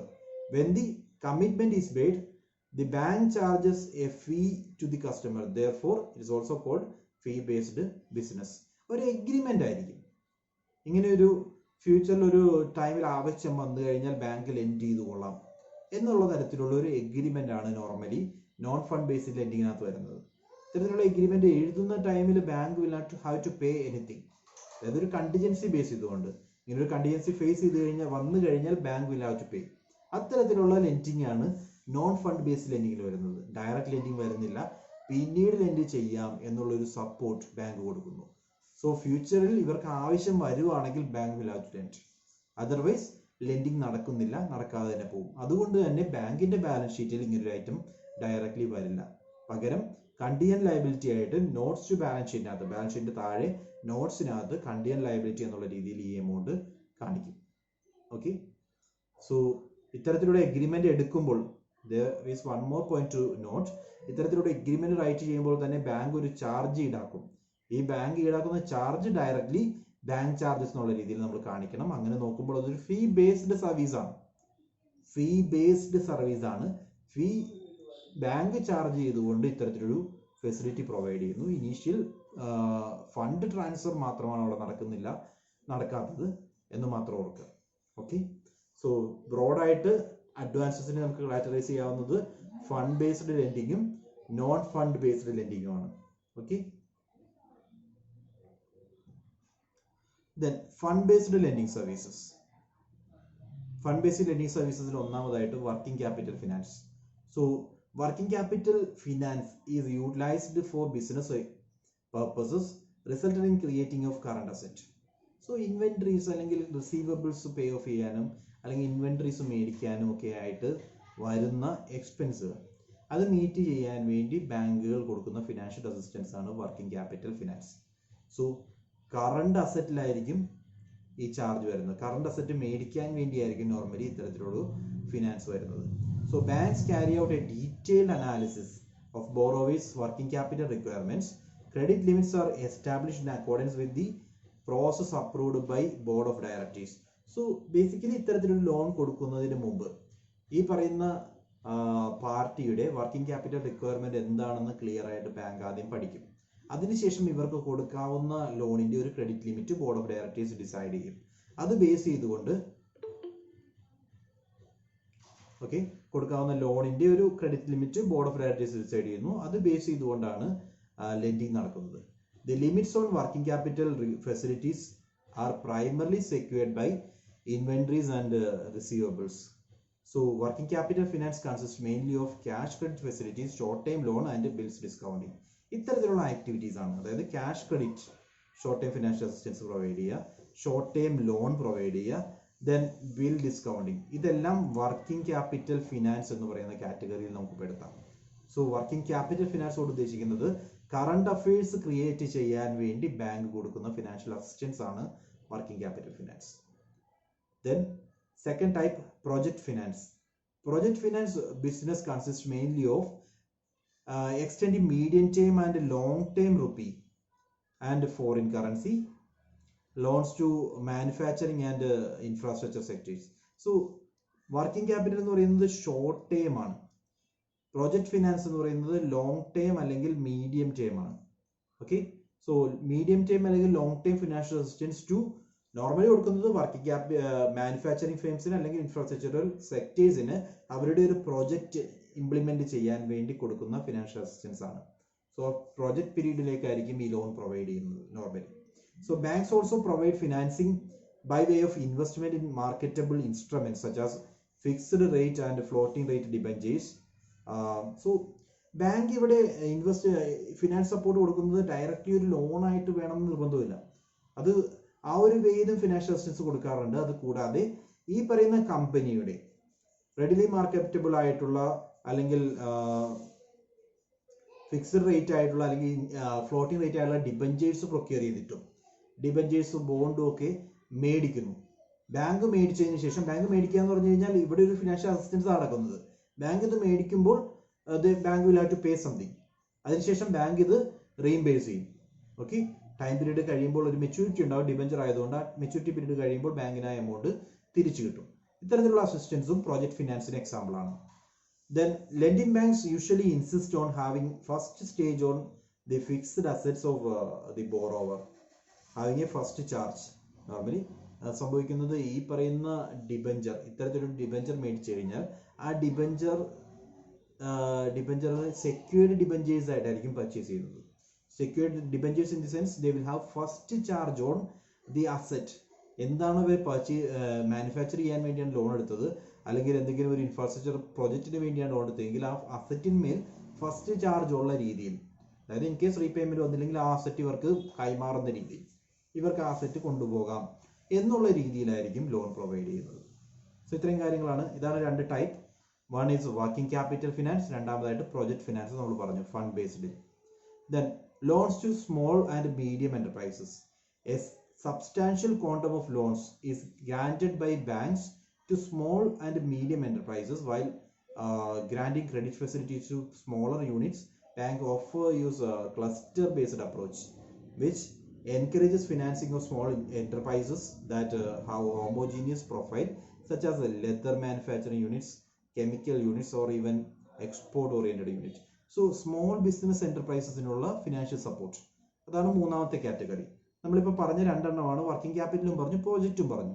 മൂന്നാമത്തെ type of fund based service എന്ന് പറയുന്നത് small business, small and medium എന്റർപ്രൈസസിനുള്ള financial assistance. ഇവിടെ ഓർക്കേണ്ട രണ്ട് മൂന്ന് കാര്യങ്ങളുണ്ട്. ഒന്നാമതായിട്ട് ഇത്തരത്തിലുള്ള ഫിനാൻഷ്യൽ അസിസ്റ്റൻസ് നോർമലി കൊടുക്കുന്നത് ക്ലസ്റ്റർ ബേസ്ഡ് ആണ്. അതായത് ഒരു റീജിയണിൽ ഒരു ടൈപ്പ് ഓഫ് ഫെയിമിനായിരിക്കും സപ്പോർട്ട് കൊടുക്കുന്നത്, മറ്റൊരു റീജിയന് മറ്റൊരു ടൈപ്പ് ഓഫ് ഫെയിംസ്. അങ്ങനെയുള്ള രീതിയിൽ ഒരു ക്ലസ്റ്റർ ബേസ്ഡ് ഫിനാൻസിങ് ആണ് ഫോളോ ചെയ്യുന്നത്. ഇത്തരത്തിലുള്ള ക്ലസ്റ്റർ ഫോളോ ചെയ്യുന്നത് കൊണ്ട് തന്നെ പലതരത്തിലുള്ള മാനുഫാക്ചറിങ് യൂണിറ്റ്സ് അല്ലെങ്കിൽ കെമിക്കൽ യൂണിറ്റ്സിനൊക്കെ ഫിനാൻഷ്യൽ അസിസ്റ്റൻസ് കിട്ടാറുണ്ട്. ചെറുകിട സ്ഥാപനങ്ങൾക്കുള്ള ഫിനാൻഷ്യൽ അസിസ്റ്റൻസ് ഇത് ഏറ്റെടുത്ത് ചെയ്യുന്നത് വളരെ അപൂർവമായിട്ടാണ്. അത് ചെയ്യാൻ ഒരുപാട് ഫോർമാലിറ്റീസും ഉണ്ട്. പക്ഷേ ഗവൺമെന്റ് സപ്പോർട്ട് വരുന്നത് കൊണ്ട് തന്നെ ബാങ്ക് പലപ്പോഴും ചെയ്തേ പറ്റൂ. Okay. And finally bank overdraft, a facility where account holder is permitted to draw funds more than in his current account. Current account holders-ന് കൊടുക്കുന്ന ഒരു അഡീഷണൽ ഫെസിലിറ്റി, അവരുടെ അക്കൗണ്ടിൽ ഉള്ളതിനേക്കാൾ കൂടുതൽ വിഡ്രോ ചെയ്യാവുന്ന ഒരു ഫെസിലിറ്റിയാണ് ബാങ്ക് ഓവർ ഡ്രാഫ്റ്റ് എന്ന് പറയുന്നത്. സോ 4 എണ്ണം ക്ലിയർ ആണോ? ഫണ്ട് ബേസ്ഡ് സർവീസസ് 4 എണ്ണം. വർക്കിംഗ് ക്യാപിറ്റൽ ഓർക്കേണ്ടത് കറണ്ട് അസറ്റ് ക്രിയേഷന് വേണ്ടി കൊടുക്കുന്ന ലോൺ. ദെൻ പ്രോജക്റ്റ് ഫിനാൻസ് ആണെങ്കിൽ medium and long time loans ആണ്. ഇത് പ്രൊവൈഡ് ചെയ്യുന്ന പർപ്പസ് ഒരു പ്രോജക്റ്റ് ഏറ്റെടുത്ത് ചെയ്യുമ്പോൾ ആ പ്രോജക്റ്റിന് ചാർജ് വരുന്ന രീതിയിലായിരിക്കും. അതായത് ഫസ്റ്റ് ചാർജ് ആ പ്രോജക്റ്റിന്മേലായിരിക്കും, മീൻസ് സെക്യൂരിറ്റി എന്ന് പറയുന്നത് ആ പ്രോജക്റ്റ് ആയിരിക്കും. അത്തരത്തിലാണ് ലോൺ പ്രൊവൈഡ് ചെയ്യുന്നത്. Then loans to small and medium enterprises അവരുടെ ക്ലസ്റ്റർ ബേസ്ഡ് അപ്രോച്ചാണ് ഫോളോ ചെയ്യുന്നത് ഓർക്കുക. സ്മോൾ യൂണിറ്റ്സിന് അവരുടെ ഫിനാൻഷ്യൽ സപ്പോർട്ടാണ് പ്രൊവൈഡ് ചെയ്യുന്നത്. ഇത്തരത്തിൽ ചെറുകിട സ്ഥാപനങ്ങളെ മുന്നോട്ട് കൊണ്ടുവരാൻ സാധിക്കുന്നു. And finally bank overdraft facility. Next is bill purchase and discount. Bill of എക്സ്ചേഞ്ചിന്റെ ഡിസ്കൗണ്ടിങ്. ഇത് നമ്മൾ പ്രോസസ്സ് എല്ലാം നമ്മൾ പറഞ്ഞതാണ്. എ എന്ന് പറയുന്ന ഒരു ഇൻഡിവിജ്വൽ ഒരു പ്രൊഡക്റ്റ് മേടിക്കുകയാണ് ബിയുടെ കയ്യിൽ നിന്നും. സോ പ്രോസസ്സ് ഞാൻ റിപ്പീറ്റ് ചെയ്യേണ്ട കാര്യമുണ്ടോ? 4 ഒന്ന് കേട്ടോ. എ എന്ന് പറയുന്ന ഇൻഡിവിജ്വൽ ബിയിൽ നിന്നും ഒരു പ്രൊഡക്റ്റ് മേടിക്കുകയാണ്. ആ പ്രൊഡക്റ്റ് മേടിച്ചു കഴിഞ്ഞാൽ B will write an agreement. B എക്ക് ഒരു എഗ്രിമെന്റ് എഴുതുവാണ്. ഈ എഗ്രിമെന്റ് പ്രകാരം 3 മാസത്തിന് ശേഷം ഞാൻ ഈ എമൗണ്ട് പേ ചെയ്തോളാം എന്നാണ് പറയുന്നത്. സോ ബി എഗ്രി ചെയ്യുകയാണ്, 3 മാസത്തിന് ശേഷം ഈ എമൗണ്ട് പേ ചെയ്തോളാം. അങ്ങനെ എഴുതി തയ്യാറാക്കുന്ന എഗ്രിമെന്റിനെയാണ് ബിൽ ഓഫ് എക്സ്ചേഞ്ച് എന്ന് പറയുന്നത്. സോ ഈ 3 മാസത്തെ മെച്യൂരിറ്റിക്ക് മുമ്പ് ഇൻ കേസ് എക്ക് ഫണ്ട് ആവശ്യമായിട്ട് വന്നാൽ എക്ക് ഡയറക്റ്റ് ആയിട്ട് ഒരു ബാങ്കിൽ പോകാം. ബാങ്കിൽ ചെന്നിട്ട് ഈ പറയുന്ന ബിൽ ഓഫ് എക്സ്ചേഞ്ച് ഡിസ്കൗണ്ട് ചെയ്യാം. ഓക്കെ. ഇത്തരത്തിൽ ഡിസ്കൗണ്ട് ചെയ്യുക എന്ന് പറഞ്ഞാൽ എത്രയാണോ എമൗണ്ട്, ആ എമൗണ്ടിന്റെ ഒരു പോർഷൻ, ഒരു ചെറിയ പോർഷൻ ആയിരിക്കും നോർമലി, അത് ബാങ്ക് കമ്മീഷനായിട്ട് ഈടാക്കും. അതിനെയാണ് ബാങ്കിന്റെ ഡിസ്കൗണ്ട് എന്ന് പറയുന്നത്. കമ്മീഷനാക്കി ഈടാക്കിയതിന് ശേഷം ബാക്കി മൊത്തം തുകയും ബാങ്ക് ഡയറക്റ്റ് ആയിട്ട് എക്ക് കൊടുക്കും. ഓക്കെ. ബാക്കിയുള്ള തുക മൊത്തം ബാങ്ക് ഡയറക്റ്റ് ആയിട്ട് എക്ക് കൊടുക്കുന്നു. ഈ ഒരു പ്രോസസ്സാണ് discounting of bill of exchange. അതിനുശേഷം എന്നാണോ മെച്യൂരിറ്റി, ആ മെച്യൂരിറ്റി ടൈമിൽ ബിയുടെ കയ്യിൽ നിന്നും ബാങ്ക് ആ ടോട്ടൽ തുക മേടിക്കും. ഓക്കെ. സോ മെച്യൂരിറ്റിയുടെ കേസുമായി ബന്ധപ്പെട്ട് ഒരു കാര്യം കൂടി, നോർമലി 3 months എന്ന് പറഞ്ഞു കഴിഞ്ഞാൽ 3 months പ്ലസ് 3 days ആണ്. ഓക്കെ. ഈ 3 days എന്ന് പറയുന്നത് ഗ്രേസ് പീരീഡ് ആണ്. ഗ്രേസ് പീരീഡ് 3 day ആകാനുള്ള കാരണം നോർമൽ സിറ്റുവേഷൻസിൽ ബാങ്കിങ് ഓപ്പറേഷൻസ് ഒരു കാരണവശാലും 2 ദിവസത്തിൽ കൂടുതൽ മുടങ്ങില്ല എന്നാണ് പറയുന്നത്. 2 ദിവസത്തിൽ കൂടുതൽ മുടങ്ങിക്കഴിഞ്ഞാൽ ബാങ്കിങ് ഓപ്പറേഷൻസ് മൊത്തമായിട്ട് തകരാറിലാവും. അങ്ങനെ മുടങ്ങിയിട്ടുണ്ട്. സോ 2 ദിവസത്തിൽ കൂടുതൽ മുടങ്ങില്ല എന്നുള്ള ഒരു രീതിയിലാണ് 3 days ടൈം പീരീഡ് പറയുന്നത്. സോ എന്നാണ് ഇത് ഞായറാഴ്ച ഇടയ്ക്ക് വന്നാലും ഒരു പൊതു അവധി അതിന് കഴിഞ്ഞ് വന്നാലും 3-ാമത്തെ ദിവസം ബാങ്ക് ഓപ്പറേറ്റ് ചെയ്യും. അതിനു വേണ്ടിയാണ് ഈ 3 days time period. So 3 months plus 3 days എന്നുള്ള രീതിയിൽ 4 months ആണെങ്കിൽ 4 months plus 3 days ആ രീതിയിലാണ് ബിലോ എക്സ്ചേഞ്ചിന്റെ ഡേറ്റ്സ് വരുന്നത്. സോ ഇതാണ് ബിലോ എക്സ്ചേഞ്ച് ഡിസ്കൗണ്ടിങ് എന്ന് പറയുന്നത്. ദെൻ ഫണ്ട് ബേസ്ഡ് സർവീസസിൽ പിന്നെ നമുക്ക് പറയാവുന്നത് ക്രെഡിറ്റ് കാർഡ്, പേഴ്സണൽ ലോൺ എല്ലാമാണ്. ഇതെല്ലാം നമുക്ക് അറിയാവുന്ന കാര്യമാണ്. ക്രെഡിറ്റ് കാർഡ് നമ്മൾ ഓൾറെഡി പറഞ്ഞു, അതൊരു ഫണ്ട് ബേസ്ഡ് സർവീസ് ആണ്. അതേപോലെ പേഴ്സണൽ ലോൺ ഒരു കൊളാട്രൽ സ്വീകരിച്ചുകൊണ്ട് ഒരു സെക്യൂരിറ്റി ഒരു കൊളാട്രൽ വയ്ക്കുന്നതുകൊണ്ട് കൊളാട്രൽ വയ്ക്കാത്തതുകൊണ്ട് ഇവൻ ദോ നോർമൽ കേസിൽ ഒരു കൊളാട്രൽ സെക്യൂരിറ്റി സ്വീകരിച്ചുകൊണ്ടാണ് പേഴ്സണൽ ലോൺ പ്രൊവൈഡ് ചെയ്യുന്നത്. ദെൻ വെഹിക്കിൾ ഫിനാൻസ്, വണ്ടി മേടിക്കാൻ വേണ്ടിയുള്ള ലോൺ. അഗെയിൻ എക്സ്പ്ലെയിൻ ചെയ്യേണ്ട കാര്യമുണ്ടെന്ന് എനിക്ക് തോന്നുന്നില്ല. And housing finance long time നേച്ചറിലുള്ള ഫിനാൻസിങ് മെത്തേഡാണ്. ഒരു വീട് വയ്ക്കാൻ വേണ്ടിയുള്ള ഫിനാൻഷ്യൽ സപ്പോർട്ടായിരിക്കും ബാങ്ക് പ്രൊവൈഡ് ചെയ്യുന്നത്. ഇൻട്രസ്റ്റ് കമ്പാരിറ്റീവ്ലി ഒരു മിഡിൽ ലെവലിലുള്ള മീഡിയം ഇൻട്രസ്റ്റ് ആയിരിക്കും വരിക. ബിക്കോസ് ഹൗസിംഗ് എന്ന് പറയുന്നത് എല്ലാവരുടെയും നീഡാണെന്നുള്ള രീതിയിൽ, എന്നാലും ഹയർ ലെവലിൽ തന്നെ ഉള്ള ഇൻട്രസ്റ്റ് അവിടെ വേണ്ടി വരും. Then non fund based services എടുക്കുകയാണെങ്കിൽ ആദ്യമായിട്ട് letter of credit. Okay, letter of credit എന്ന് പറയുന്നത് it's a document where bank is guaranteeing a fund is with the bank എന്നുള്ളൊരു എഗ്രിമെന്റ് പ്രകാരം ബാങ്ക് എഗ്രി ചെയ്യാണ് ഈ ഇൻഡിവിജ്വലിന്റെ പേരിൽ ഒരു ലെറ്റർ ഓഫ് ക്രെഡിറ്റ് ഫെസിലിറ്റി ഇവിടെ ഉണ്ട്. ഓക്കെ, ആ ക്രെഡിറ്റ് ബാങ്ക് പ്രൊവൈഡ് ചെയ്യാണ്. That means individual has to deposit something. ആ ഡെപ്പോസിറ്റിന്റെ ബേസിൽ ബാങ്ക് ഒരു അഷുറൻസ് പ്രൊവൈഡ് ചെയ്യാണ്. അതിനെയാണ് ലെറ്റർ ഓഫ് ക്രെഡിറ്റ് എന്ന് പറയുന്നത്. ഇതൊരു നോൺ ഫണ്ട് ബേസ്ഡ് സർവീസ് ആണ്. ഓക്കെ, ഇൻ കേസ് പേയ്മെന്റ് നടന്നില്ലെങ്കിൽ, ഐ മീൻ റിയൽ ടൈമിൽ പേ ചെയ്യുന്നില്ലെങ്കിൽ ബാങ്ക് ആ എമൗണ്ട് പിരിച്ചെടുക്കും. Then guarantee. ഇനി ഇതേപോലെ തന്നെ ഇന്റർനാഷണൽ എഗ്രിമെന്റ്സ് വരികയാണെങ്കിലും അതേപോലെ എന്തെങ്കിലും ഒരു എഗ്രിമെന്റ് പ്രകാരം ബാങ്ക് ഗ്യാരണ്ടി നിൽക്കാറുണ്ട്. ബാങ്ക് ഗ്യാരണ്ടി നിൽക്കുക എന്ന് പറഞ്ഞാൽ ബിസിനസ് എൻറ്റിറ്റീസിനാണ് നോർമലി ബാങ്ക് പ്രൊവൈഡ് ചെയ്യുന്നത്. സോ ആ കമ്മിറ്റ്മെന്റ് ഇൻ കേസ് ഈ പാർട്ടി നടത്തിയില്ലെങ്കിൽ ബാങ്ക് അത് ഏറ്റെടുത്ത് ചെയ്യും എന്നുള്ള രീതിയിലായിരിക്കും ഗ്യാരണ്ടി നിൽക്കുന്നത്. ഇൻ ദാറ്റ് കേസ് ഇൻഡിവിജ്വൽ അത് നടത്തിയില്ലെങ്കിൽ ഇൻഡിവിജ്വലിന്റെ അസറ്റ്സ് ബാങ്കിന്റെ കയ്യിലാകും. അതുവഴിയായിരിക്കും ബാങ്ക് കാര്യങ്ങൾ നടത്തുന്നത്. So next is loan syndication. This investment banking role is performed by number of universal banks. Loan syndication എന്ന് പറയുന്നത് ഒരു ഹ്യൂജ് എമൗണ്ട് പേ ചെയ്യാൻ വേണ്ടി ലോൺ ആവശ്യം വരുമ്പോൾ, ഒരു വലിയ രീതിയിലുള്ള ഒരു ലോൺ ആവശ്യം വരുമ്പോൾ നോർമൽ കേസിൽ ഒരു ബാങ്കായിട്ട് ഇഷ്യൂ ചെയ്യാതെ പല ബാങ്കിന്റെ ഒരു കോമ്പിനേഷൻ ഫണ്ട് ലോൺ ആയിട്ട് കൊടുക്കുകയാണെങ്കിൽ അതിനെയാണ് ലോൺ സിൻഡിക്കേഷൻ എന്ന് പറയുന്നത്. ഓക്കെ, സോ അതാണ് ലോൺ സിൻഡിക്കേഷൻ. അത് കൂടാതെ there are many other activities non fund based സർവീസസിനകത്ത് പറയാവുന്നത്.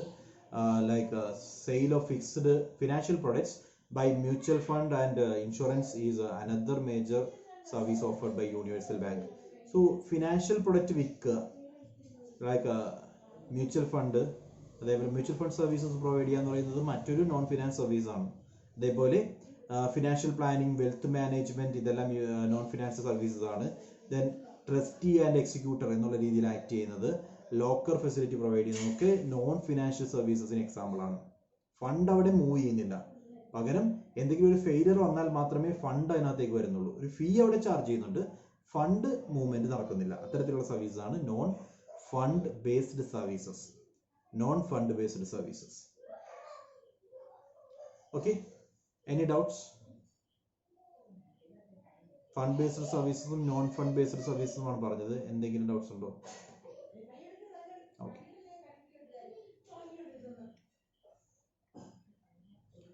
Then money remittance services. Remittance നമുക്ക് വിഡ്രോ ചെയ്യാൻ വേണ്ടി, മണി റെമിറ്റ് ചെയ്യാൻ വേണ്ടി there are different methods or different modes. അതിൽ ഒന്നാമതായിട്ട് നമുക്ക് പറയാവുന്നത് ഡിമാൻഡ് ഡ്രാഫ്റ്റ്. DD എഴുതി കൊടുത്തുകൊണ്ട് നമുക്ക് നമ്മളുടെ അക്കൗണ്ടിലുള്ള ബാലൻസ് വിഡ്രോ ചെയ്യാൻ സാധിക്കും. അതേപോലെ ബാങ്കേഴ്സ് ചെക്ക്, നോർമൽ ചെക്ക്. മൂന്നാമതായിട്ട് പേ ഓർഡർ, ഇന്ന ആൾക്ക് പേ ചെയ്യൂ എന്നുള്ള ഇൻസ്ട്രക്ഷൻ ആണ് പേ ഓർഡറിനകത്ത് വരുന്നത്. സോ ഇതെല്ലാം റെമിറ്റൻസിനുള്ള മെത്തേഡ്സ് ആണ്, ബേസിക് മെത്തേഡ്സ്. അത് കൂടാതെ there are different systems of remittance. അതാണ് നമുക്ക് ഏറ്റവും ഇമ്പോർട്ടൻ്റ് ആയിട്ട് അറിയേണ്ടത്. ഒന്നാമതായിട്ട് NEFT, നെഫ്റ്റ് എന്ന് പറയും, നാഷണൽ ഇലക്ട്രോണിക് ഫണ്ട് ട്രാൻസ്ഫർ. അതായത് നമ്മളുടെ അക്കൗണ്ടിൽ നിന്നും ഒരു എമൗണ്ട് മറ്റൊരു അക്കൗണ്ടിലേക്ക് ട്രാൻസ്ഫർ ചെയ്യാൻ, ഇലക്ട്രോണിക് ഫണ്ട് ട്രാൻസ്ഫർ എന്ന് പറയുന്നതിൻ്റെ ഒരു നാഷണൽ ലെവലിലുള്ള വേറൊരു വെർഷൻ, അതാണ് NEFT എന്ന് പറയുന്നത്. ഇലക്ട്രോണിക് ഫണ്ട് ട്രാൻസ്ഫർ പോലെ തന്നെ നാഷണൽ ഇലക്ട്രോണിക് ഫണ്ട് ട്രാൻസ്ഫർ ആണെങ്കിൽ ഇവിടെ ഇന്ത്യയിൽ ഇൻ്റഗ്രേറ്റഡ് ആയിട്ടുള്ള ഒരു മെത്തേഡാണ് ഫോളോ ചെയ്യുന്നത്. ഇന്ത്യയിലുള്ള എല്ലാ ബാങ്ക്സും തമ്മിൽ അങ്ങോട്ടും ഇങ്ങോട്ടും കണക്റ്റഡ് ആണ് by using core banking.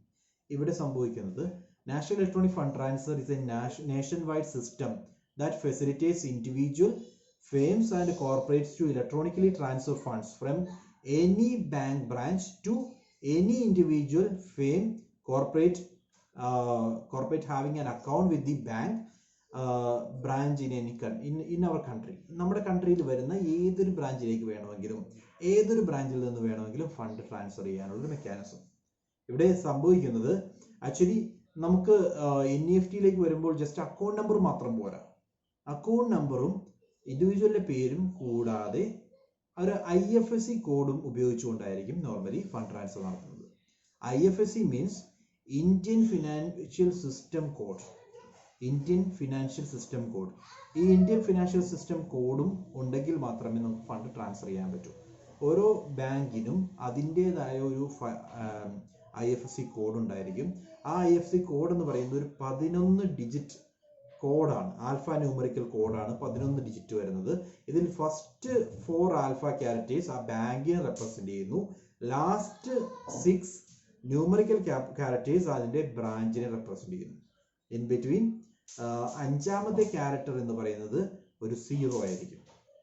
Okay, ഇതാണ് IFSCയുമായി ബന്ധപ്പെട്ട് നമ്മൾ അറിയേണ്ടത്. IFSC യൂസ് ചെയ്യുന്നത് പ്രധാനമായിട്ടും NEFT ട്രാൻസാക്ഷന് വേണ്ടിയാണ്. ഓക്കെ, ഒരു അക്കൗണ്ടിൽ നിന്ന് മറ്റൊരു അക്കൗണ്ടിലേക്ക് ഫണ്ട് ട്രാൻസ്ഫർ ചെയ്യാൻ വേണ്ടി ഉപയോഗിക്കുന്ന ഇന്ത്യയിൽ ഉപയോഗിക്കുന്ന സിസ്റ്റമാണ് നെഫ്റ്റ്. അതുമായി ബന്ധപ്പെട്ട് IFSC ഓർക്കുക. IFSC means Indian financial system code. ഈ ഇന്ത്യൻ ഫിനാൻഷ്യൽ സിസ്റ്റം കോഡിൽ 11 ഡിജിറ്റ്സ് ആണ് വരിക. ആദ്യത്തെ 4 ഡിജിറ്റ് എന്ന് പറയുന്നത് ബാങ്കിനെ ഡിനോട്ട് ചെയ്യുന്നു. ഇൻ ബിറ്റ്വീൻ അഞ്ചാമത്തെ ഡിജിറ്റ് എന്ന് പറയുന്നത് ഒരു 0 ആയിരിക്കും. ദെൻ പിന്നീട് വരുന്ന 6 ഡിജിറ്റ് അതിന്റെ ബ്രാഞ്ചിനെയാണ് ഡിനോട്ട് ചെയ്യുന്നത്. Next is RTGS, real-time gross settlement.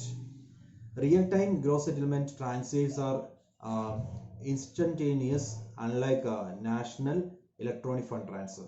National electronic fund transfer എന്ന് പറയുന്നത് ടൈം എടുത്തിട്ടുള്ള ഒരു പ്രോസസ് ആണെങ്കിൽ ഇവിടെ വരുന്നത് ഒരു ഇൻസ്റ്റന്റ് ആയിട്ടുള്ള ഫണ്ട് ട്രാൻസ്ഫർ ആണ്.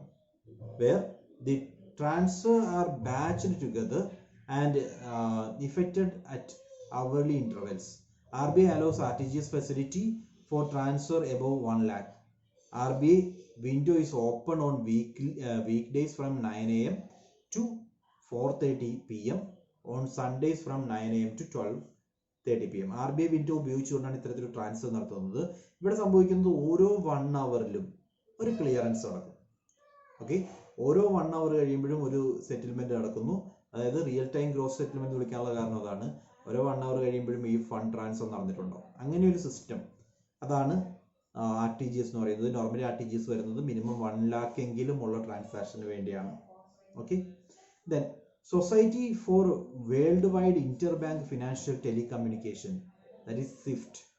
SWIFT is solely a carrier of messages.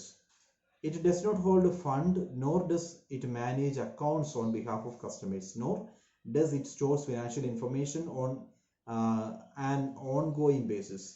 As a data carrier, SWIFT transfers message between one financial institution to another.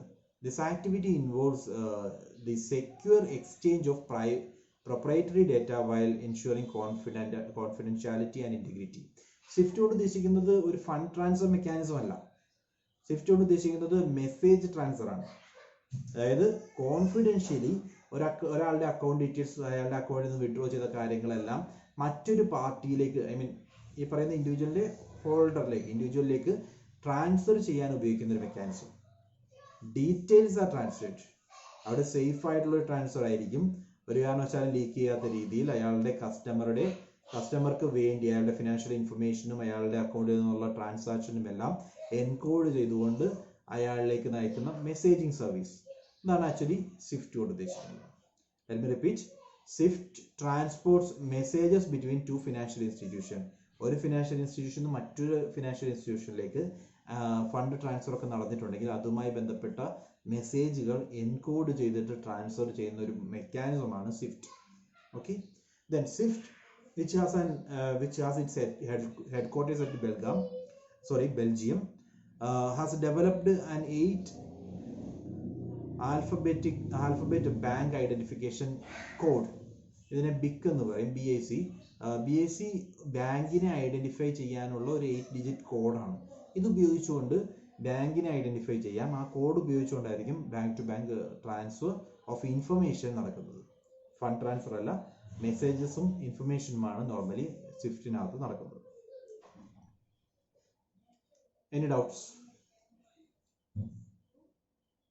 Money remittance services il NEFT and RTGS very very important ആണ്.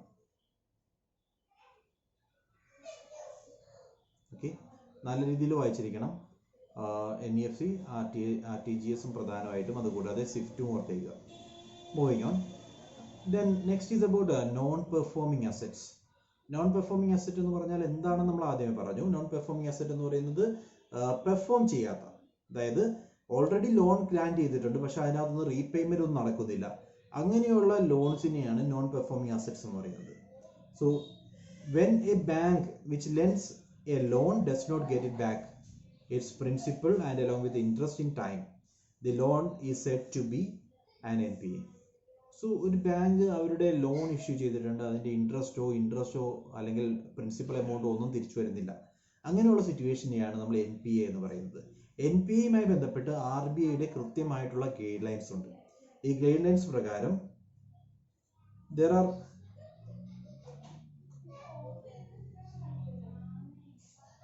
let's continue. So NPA concept കൊണ്ട് the banks have to classify their assets in the form of assets as a non-performing in accordance with RBI guidelines. RBIയുടെ clear കട്ടായുള്ള guidance വെച്ചുകൊണ്ട് ബാങ്ക്സിന് അസറ്റിനെ classify ചെയ്യണം. അങ്ങനെ classification വരുന്നത്, if any amount of interest or principal or instalments overdue for more than 90 days in respect of term loans, in respect of overdraft or cash credit, the asset is classified as non-performing. So first case ഓർക്കേണ്ടത്, അസറ്റിനെ പല categories ആയിട്ട് divide ചെയ്യുകയാണ്. Okay, so basic classification വരുന്നത് 90 days ആണ്. 90 ഡേയ്സിൽ കൂടുതൽ, 90 ഡേയ്സിന് ഉള്ളിൽ നിൽക്കുന്നതാണെങ്കിൽ that is called standard asset. ഒരു ലോൺ കൊടുത്തിട്ടുണ്ട്, ആ ലോൺ കൊടുത്തിട്ട് 90 ഡേയ്സ് ആയിട്ടില്ല, 80 ദിവസമേ ആയുള്ളൂ, ഈ 80 ഡേയ്സ് ആയിട്ട് നമുക്ക് റീപേയ്മെന്റ് ഒന്നും വന്നിട്ടില്ലെങ്കിൽ അത് സ്റ്റാൻഡേർഡ് അസറ്റ് തന്നെയാണ്. ദെൻ 90 ഡേയ്സിൽ കൂടുതലായിട്ടുണ്ടെങ്കിൽ, ആ 90 എന്നുള്ള സീലിംഗ് ഓർക്കുക, 90 ഡേയ്സിൽ കൂടുതലായിട്ടുണ്ടെങ്കിൽ അതിനെ സബ് സ്റ്റാൻഡേർഡ് അസറ്റ് എന്ന് പറയും. ഓക്കെ, അപ് ടു 12 മന്ത്സ് വരെ അത് സബ് സ്റ്റാൻഡേർഡ് അസറ്റ് ആണ്. ഇനി 12 മന്ത്സ് കഴിഞ്ഞിട്ടുണ്ടെങ്കിൽ അതിനെ നമ്മൾ ഡൗട്ട്ഫുൾ അസറ്റ് എന്ന് പറയുന്നു, മൂന്നാമത്തെ കാറ്റഗറി. 12 മന്ത്സ് കഴിയുകയാണെങ്കിൽ അത് ഡൗട്ട്ഫുൾ അസറ്റ് ആയിട്ട് മാറുന്നു. ദെൻ ഇനി നെക്സ്റ്റ് കാറ്റഗറി എന്ന് പറയുന്നത് ലോസ് അസറ്റ് ആണ്. പറയുന്നത് 3 years ആണ്. 3 yearsൽ കൂടുതൽ ആയിട്ടും റീപേയ്മെന്റ് ഒന്നും വരുന്നില്ലെങ്കിൽ അതിനെയാണ് ലോസ്റ്റ് അല്ലെങ്കിൽ ലോസ് അസറ്റ് എന്ന് പറയുന്നത്. ഓക്കെ, ഇങ്ങനെയുള്ള സിറ്റുവേഷൻസിലെല്ലാം ഡിഫറെന്റ് പ്രൊവിഷൻസ് ആണ് മെയിൻറ്റെയിൻ ചെയ്യേണ്ടത്. ഇൻ കേസ് ലോസ് അസറ്റ് ആയിട്ടുണ്ടെങ്കിൽ 100% റിസർവ് ആയിട്ട് മെയിൻറ്റെയിൻ ചെയ്തിട്ട് മാത്രമേ ബാങ്കുകൾക്ക് ലോൺ ഇഷ്യൂ ചെയ്യാൻ സാധിക്കൂ. അതാണ് ലോസ് അസറ്റിന്റെ കേസിൽ ഓർക്കേണ്ടത്. ദെൻ ഡൗട്ട്ഫുൾ ആണെങ്കിൽ 50%, അങ്ങനെ ഒരു റേറ്റ്സ് ഉണ്ട്. That I will be providing you later. So different rates are there. So 4 category ഓർത്തേക്കുക. ആദ്യത്തെ കാറ്റഗറി എന്ന് പറയുന്നത് 90 ഡേയ്സ് വരെ ആവുന്നുള്ളൂ ലോൺ കൊടുത്തിട്ടെങ്കിൽ അതിനെയാണ് സ്റ്റാൻഡേർഡ് അസറ്റ്സ് എന്ന് പറയുന്നത്. 90 ഡേയ്സ് തൊട്ട് 12 മാസം വരെയുള്ള ടൈം പീരീഡിലാണെങ്കിൽ ഇതിനെ സബ് സ്റ്റാൻഡേർഡ് അസറ്റ് എന്ന് പറയുന്നു. 12 മാസം കഴിയുവാണെങ്കിൽ, അപ് ടു 3 years വരെയുള്ളതാണെങ്കിൽ ഡൗട്ട്ഫുൾ അസറ്റ്, 3 yearsന് മുകളിലാകുവാണെങ്കിൽ ലോസ് അസറ്റ്. ഈ ഒരു കൺസെപ്റ്റ് ആണ് നമുക്ക് ആവശ്യമുള്ളത്. Okay, this is called that's all about non performing asset. Clear ആണോ? നോൺ പെർഫോമിംഗ് അസറ്റ് 4 ക്ലാസിഫിക്കേഷൻ അറിയണം, ചോദിച്ചിട്ടുണ്ട്. ഡൗട്ട്ഫുൾ അസറ്റ് വരുന്നത് ഏത് സിറ്റുവേഷനിലാണെന്ന് ചോദിച്ചിട്ടുണ്ട്. സോ 4 ക്ലാസിഫിക്കേഷൻ ക്ലിയർ ആയിട്ട് അറിഞ്ഞിരിക്കുക. Next is SARFAESI act.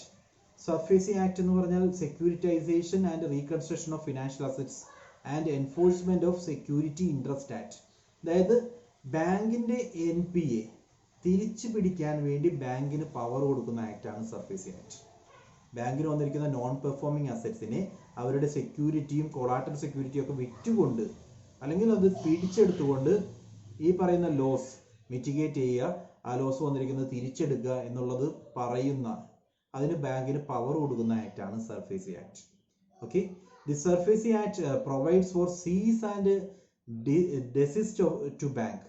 അതായത് പ്രോപ്പർട്ടി പിടിച്ചെടുക്കാനും അതേപോലെ പിടിച്ചെടുത്ത പ്രോപ്പർട്ടി വിൽക്കാനും ഒക്കെയുള്ള അധികാരം ബാങ്കിന് പ്രൊവൈഡ് ചെയ്യുന്ന ആക്ടാണ്. Banks can give a notice in writing to the defaulter requiring to discharge liabilities within 60 days. So this is the basic condition. In case due വരുവാണ്, പേയ്മെന്റ് തരുന്നില്ല, ഒരു ഫീഡ്ബാക്കും കിട്ടുന്നില്ലെങ്കിൽ ബാങ്കിന് 60 ദിവസത്തെ ഒരു നോട്ടീസ് കൊടുക്കാം. ഈ 60 ദിവസത്തിനുള്ളിൽ പേ ബാക്ക് ചെയ്യാൻ പറയാം. ഇനി അതിനുശേഷവും ഈ ഇൻഡിവിജ്വൽ പേ ചെയ്യുന്നില്ലെങ്കിൽ ബാങ്ക് ക്യാൻ ഡു സംതിങ്. എന്തൊക്കെയാണ് ചെയ്യാവുന്നത് നമുക്ക് നോക്കാം. Following measures can be followed. First, take possession of the security for the loan. ലോണിന് എടുത്തിരിക്കുന്ന സെക്യൂരിറ്റി എന്താണോ ആ സെക്യൂരിറ്റി പിടിച്ചെടുക്കുക. മീൻസ് ഒരു കാർ വെച്ചിട്ടാണ് ലോൺ എടുത്തിരിക്കുന്നതെങ്കിൽ ആ കാറ് പിടിച്ചെടുക്കാനുള്ള അധികാരമുണ്ട്. രണ്ടാമതായിട്ട്, sale or lease or assign the right over the security. ഈ പറയുന്ന പ്രോപ്പർട്ടി ബാങ്കിന് വേണമെങ്കിൽ സെല്ല് ചെയ്യാം, ബാങ്കിന് ലീസ് ചെയ്യാനുള്ള അധികാരമുണ്ട്, അല്ലെങ്കിൽ ഇത് ഉപയോഗിക്കാനുള്ള അവകാശം മറ്റൊരു പാർട്ടിക്ക് കൊടുക്കാനുള്ള അധികാരമുണ്ട്. ഇതൊക്കെ ബാങ്കിന് കിട്ടുകയാണ്. മൂന്നാമതായിട്ട്, manage the same or appoint any person to manage the same. ഈ പ്രോപ്പർട്ടി ഇപ്പോൾ പറഞ്ഞ കാറാണെങ്കിൽ കാറ് ബാങ്കിന്റെ പ്രോപ്പർട്ടി ആക്കി മാറ്റാം. അതായത് അത് ഉപയോഗിക്കാനുള്ള അധികാരം, അല്ലെങ്കിൽ മറ്റൊരു പേഴ്സണെ വെച്ചുകൊണ്ട് അത് ഉപയോഗിപ്പിക്കാനുള്ള അധികാരം. ഓക്കെ, ഇതൊക്കെ ബാങ്കിന് കിട്ടുകയാണ്. Then SARFAESI act also provide for the establishment of asset reconstruction companies regulated by RBI to acquire asset from banks and financial institutions. Asset reconstruction companies എന്ന് പറഞ്ഞു കഴിഞ്ഞാൽ NPAയുമായിട്ട് റിലേറ്റ് ചെയ്ത് നമ്മൾ ഓർക്കേണ്ട ഒരു ടേമാണ്. അസറ്റ് റീകൺസ്ട്രക്ഷൻ കമ്പനീസ് കൊണ്ട് ഉദ്ദേശിക്കുന്നത് NPAs മൗണ്ട് ചെയ്യുകയാണെങ്കിൽ ആ NPAs ഏറ്റെടുത്തുകൊണ്ട്, അതായത് ആ NPA വന്നിട്ടുള്ള എമൗണ്ട് ഞങ്ങൾ മേടിക്കാം എന്നുള്ള രീതിയിൽ ആക്ട് ചെയ്യുന്ന ഇന്റർമീഡിയറിയാണ് അസറ്റ് റീകൺസ്ട്രക്ഷൻ കമ്പനീസ്. SBIക്കൊക്കെ അസറ്റ് റീകൺസ്ട്രക്ഷൻ കമ്പനീസ് ഉണ്ട്. ഈ കമ്പനി ചെയ്യുന്നത് ഈ പറയുന്ന NPAs മൊത്തം ഇവരുടെ കയ്യിൽ നിന്നങ്ങ് മേടിക്കും. മേടിച്ചതിന് ശേഷം അവരായിട്ട് ഇന്റർവ്യൂൻ ചെയ്തിട്ട് അസറ്റ് മൊത്തം, അതായത് ഇവരുടെ കയ്യിൽ നിന്നും റീപേ ചെയ്യാതെ കിടക്കുന്ന സെക്യൂരിറ്റീസിന്റെ മൊത്തം റെസ്പോൺസിബിലിറ്റി മറ്റൊരു കമ്പനി ഏറ്റെടുക്കുകയാണ്. അവര് പിന്നീട് ഇവരുടെ കയ്യിൽ നിന്നും, ആരാണോ ക്യാഷ് അടയ്ക്കാൻ ഡ്യൂ വരുത്തിയിട്ടുള്ള അവരുടെ കയ്യിൽ നിന്നും എമൗണ്ട് മേടിക്കും. ഇതിനെയാണ് അസറ്റ് റീസ്ട്രക്ചറിങ് എന്ന് പറയുന്നത്. അത്തരത്തിലുള്ള കമ്പനികൾ ഫേം ചെയ്യാനുള്ള പ്രൊവിഷനും സർഫേസി ആക്ട് പ്രകാരമുണ്ട്. ദെൻ സർഫേസി ആക്ട് പ്രകാരം ഹൈപ്പോത്തിക്കേഷനെ ഡിഫൈൻ ചെയ്തിട്ടുണ്ട്. Hypothecation means a charge in, അതായത് ഹൈപ്പോത്തിക്കേഷൻ നമ്മൾ കേട്ടിട്ടില്ലേ? അതായത് ഏതെങ്കിലും ഒരു പ്രോപ്പർട്ടി ലോൺ എടുത്ത് മേടിക്കുകയാണെങ്കിൽ അത് ഹൈപ്പോത്തിക്കേറ്റഡ് ടു സം ബാങ്ക് ആയിരിക്കും. മീൻസ് ആ ലോൺ തന്ന ബാങ്കിന്റെ പേരിലായിരിക്കും താൽക്കാലികമായിട്ട് ആ പ്രോപ്പർട്ടി രജിസ്റ്റർ ചെയ്യപ്പെടുക. അതിനുശേഷം എന്നാണോ ഫുൾ പേയ്മെന്റ് നടത്തുന്നത് അതിനുശേഷമായിരിക്കും ഓണർഷിപ്പ് ട്രാൻസ്ഫർ ചെയ്യുന്നത്. ഇതിനാണ് ഹൈപ്പോത്തിക്കേഷൻ എന്ന് പറയുന്നത്. Hypothecation means a charge in or upon any movable property existing or future created by a borrower in favor of secured creditor without delivering of possession of the movable property to such creditor as a security for financial assistance. Basically ഞാൻ പറഞ്ഞ കാര്യം ഓർക്കുക, financial support കിട്ടാൻ വേണ്ടി ഈ property ഈട് വയ്ക്കുക. ആ ഈട് വയ്ക്കുന്ന രീതിയാണ് നമ്മൾ ഹൈപ്പോത്തിക്കേഷൻ എന്ന് പറയുന്നത്. I think it's clear, right? Then Act പ്രകാരം, സർഫേസി ആക്ട് പ്രകാരം there are 3 distinct areas. അതായത് 3 ഏരിയാസിനെ പറ്റി സർഫേസി ആക്ട് പറയുന്നുണ്ട്. ഒന്നാമത്തെ ഏരിയ സെക്യൂരിറ്റൈസേഷൻ, രണ്ടാമത്തെ area reconstruction of financial assets, മൂന്നാമതായിട്ട് enforcement of security interest. So 3 aspect ആണ് സർഫേസി ആക്ടിനകത്ത് ഉൾപ്പെടുത്തിയിട്ടുള്ളത്. ഒന്നാമത്തെ ആസ്പെക്ട് നമുക്ക് നോക്കാം, securitisation. This is the process where financial assets, അതായത് that is due from a borrower, are converted into marketable securities, security receipts and sold to the investors.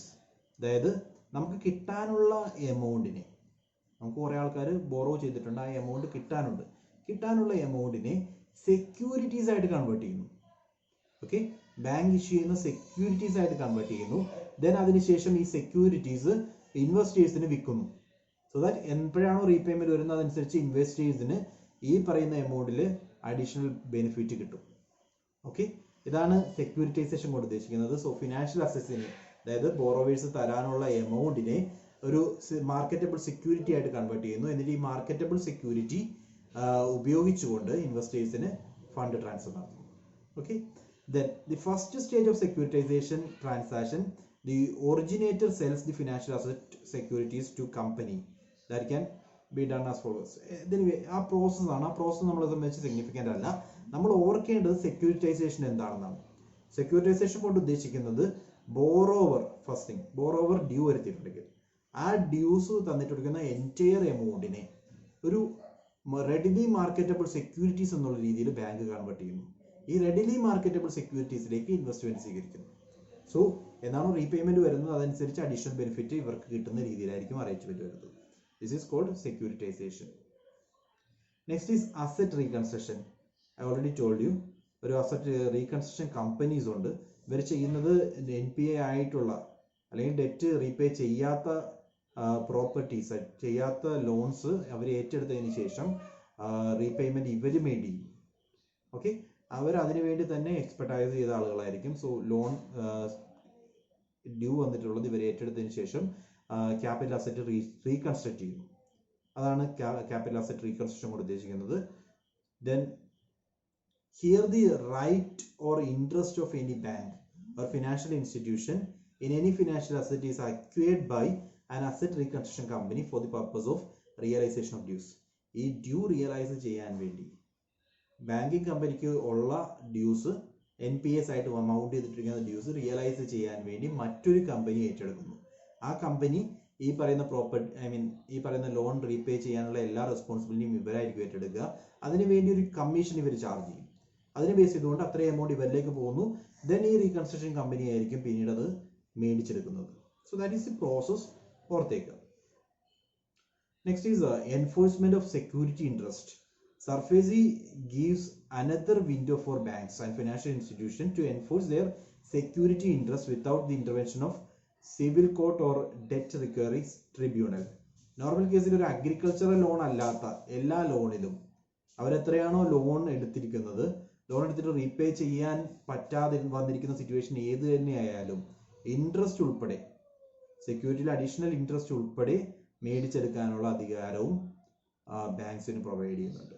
ഇതെല്ലാം SARFAESI ആക്ടിന്റെ provisions ആണ്. Principal മാത്രമല്ല, interest ഉൾപ്പെടെ legal action ഒന്നും വരാതെ മേടിച്ചെടുക്കാൻ വേണ്ടി ബാങ്കിന് അധികാരമുണ്ട്. സോ ഇതെല്ലാം ഓർക്കുക സർഫേസി ആക്ടിന്റെ പാർട്ടായിട്ട്. And I will share the material with you. Further reading നടത്തുക, അതിനുശേഷം ഡൗട്ട്സ് ചോദിക്കാം. Then the concept of international banking. SARFAESI act ഒരു തവണ ഒന്ന് വായിച്ചിരിക്കണം. അതിനകത്ത് അസറ്റ് റീകൺസ്ട്രക്ഷൻ, അതേപോലെ അസറ്റ് റീകൺസ്ട്രക്ഷൻ ആണ് ഏറ്റവും ഇമ്പോർട്ടൻറ്റ്. അതേപോലെ സെക്യൂരിറ്റൈസേഷനും മനസ്സിലാക്കി വെച്ചേക്കാം. Moving on, international banking. International banking relates to financial intermediaries that bid for time deposit and makes loan in offshore market. രാജ്യത്തിന് ഒരു ലോക്കൽ മാർക്കറ്റ് അല്ലാതെ മറ്റു മാർക്കറ്റുകളിൽ ഫോറിൻ കൺട്രികൾ തമ്മിൽ ഇൻറ്റഗ്രേറ്റ് ചെയ്തുകൊണ്ട് ഫിനാൻഷ്യൽ സെക്യൂരിറ്റീസ് ഓഫർ ചെയ്യുക, ഫിനാൻഷ്യൽ ഇന്റർമീഡിയറീസ് അറ്റാക്ട് ചെയ്യുക, ഇങ്ങനെയുള്ള തരത്തിലുള്ള ബാങ്കിങ് സർവീസസ് ആണ് ഇന്റർനാഷണൽ ബാങ്കിങ്ങിന്റെ പാർട്ടായിട്ട് വരുന്നത്. It is an unregulated market involving greater risk.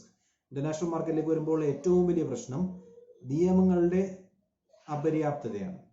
Because foreign കൺട്രിയിൽ work ചെയ്യുന്ന ഒരു ബാങ്കിൽ ഒരു ഇന്ത്യൻ കൊണ്ട് ഇൻവെസ്റ്റ് ചെയ്യുവാണെങ്കിൽ എത്രമാത്രം സെക്യൂർഡ് ആണെന്ന് നമുക്കൊരു രീതിയിലും പറയാൻ പറ്റില്ല. ലോസ് വരുവാണെങ്കിൽ സഫർ ചെയ്യേണ്ടി വരും. അതാണ് അൺറെഗുലേറ്റഡ് മാർക്കറ്റ് ആണെന്ന് പറയാനുള്ള കാരണം. It is wholesale segment of lending and deposit activity. International banking refers together borrowers and lenders from the same country or different countries. So ചെയ്യുന്നത് brings together ബോറോവേഴ്സിനെയും ലെൻഡേഴ്സിനെയും പല രാജ്യങ്ങളിൽ നിന്നും ഒരുമിച്ച് കൊണ്ടുവരുന്നു, അല്ലെങ്കിൽ ഒരേ കൺട്രിയിലുള്ള ബോറോവേഴ്സിനെയും ലെൻഡേഴ്സിനെയും കൊണ്ടുവന്നിട്ട് ഒരു ഇന്റർനാഷണൽ പ്ലാറ്റ്ഫോമിൽ വെച്ച് ഒരുമിപ്പിക്കുന്ന ഒരു പ്രത്യേകത. സോ ഇവിടെ ലോൺ പ്രൊവൈഡ് ചെയ്യുന്ന ഒരു ഇന്റർനാഷണൽ അതോറിറ്റി ആയിരിക്കും, അല്ലെങ്കിൽ ഫിനാൻഷ്യൽ ആക്ടിവിറ്റീസിൽ എൻ്റർ ചെയ്യുന്നത് ഒരു ഇന്റർനാഷണൽ അതോറിറ്റി ആയിരിക്കും, മറ്റൊരു ഇന്റർനാഷണൽ പേഴ്സണോ അതോറിറ്റി ആയിരിക്കും ഈ പറയുന്ന ട്രാൻസാക്ഷൻസ് നടത്തുന്നത്. സോ പല രാജ്യങ്ങളും ഇന്റർവീൻ ചെയ്യുന്ന ടൈപ്പ് ഓഫ് ബാങ്കിങ് ആണ് ഇന്റർനാഷണൽ ബാങ്കിങ്. മേജർ ഫങ്ഷൻസ് നോക്കുകയാണെങ്കിൽ facilitates import and export of their clients. Trade financing നമ്മൾ പറഞ്ഞു, ഇമ്പോർട്ട് ആൻഡ് എക്സ്പോർട്ടിന് വേണ്ടിയുള്ള സപ്പോർട്ടുകൾ ഇന്റർനാഷണൽ ബാങ്കിങ്ങിൽ പ്രൊവൈഡ് ചെയ്യാറുണ്ട്. ഫോറിൻ ക്ലയൻസിനെ വെച്ചുകൊണ്ട് ഫോറിൻ ക്ലയൻസിന് വേണ്ട ഫിനാൻഷ്യൽ സപ്പോർട്ട് ഇമ്പോർട്ടുമായിട്ട് ബന്ധപ്പെട്ട് അല്ലെങ്കിൽ എക്സ്പോർട്ടുമായി ബന്ധപ്പെട്ട് ലോക്കലി ഉള്ള ബാങ്ക്സ് പ്രൊവൈഡ് ചെയ്യും. ഇവിടെ വരുന്നതും ഇന്റർനാഷണൽ ബാങ്കിങ് തന്നെയാണ്. Then arrange for foreign exchange, forex arrange ചെയ്യുക, ക്രോസ് ബോർഡർ ട്രാൻസാക്ഷനുമായി ബന്ധപ്പെട്ട് foreign exchange reserves foreign exchange available ആക്കുക എന്നുള്ളതും ഇത്തരത്തിലുള്ള ഒരു ബാങ്കിങ്ങിന്റെ ഫീച്ചറായിട്ട് പറയാം. അസിസ്റ്റ് ഹെഡ്ജിങ്, റിസ്ക് ഹെഡ്ജിങ്, ആർബിട്രേഷനും റിസ്ക് ഹെഡ്ജിങ്ങും കറൻസി മാർക്കറ്റ് തമ്മിലുള്ള ഡിഫറൻസ് കാരണം കറൻസിയുടെ വാല്യത്തിലുള്ള വേരിയേഷൻ ബാലൻസ് ചെയ്യാൻ വേണ്ടിയാണ് ഹെഡ്ജിങ് ഉപയോഗിക്കുന്നത്. അതായത് ഇന്ത്യയിലുള്ള കറൻസിയുടെ മൂല്യമായിരിക്കില്ല US ഡോളറിന്, ഇത് തമ്മിലുള്ള ഡിഫറൻസ് ബാലൻസ് ചെയ്ത് പോകാൻ വേണ്ടി ഉപയോഗിക്കുന്ന ഒരു മെത്തേഡ്, അതിൽ നിന്ന് ബെനിഫിറ്റ് ഉണ്ടാക്കാൻ വേണ്ടി ഉപയോഗിക്കുന്ന മെത്തേഡാണ് ഹെഡ്ജിങ്ങും ആർബിട്രേഷനും ഒക്കെ. സോ ഹെഡ്ജിങ്ങിന് ഹെൽപ്ഫുൾ ആണ്.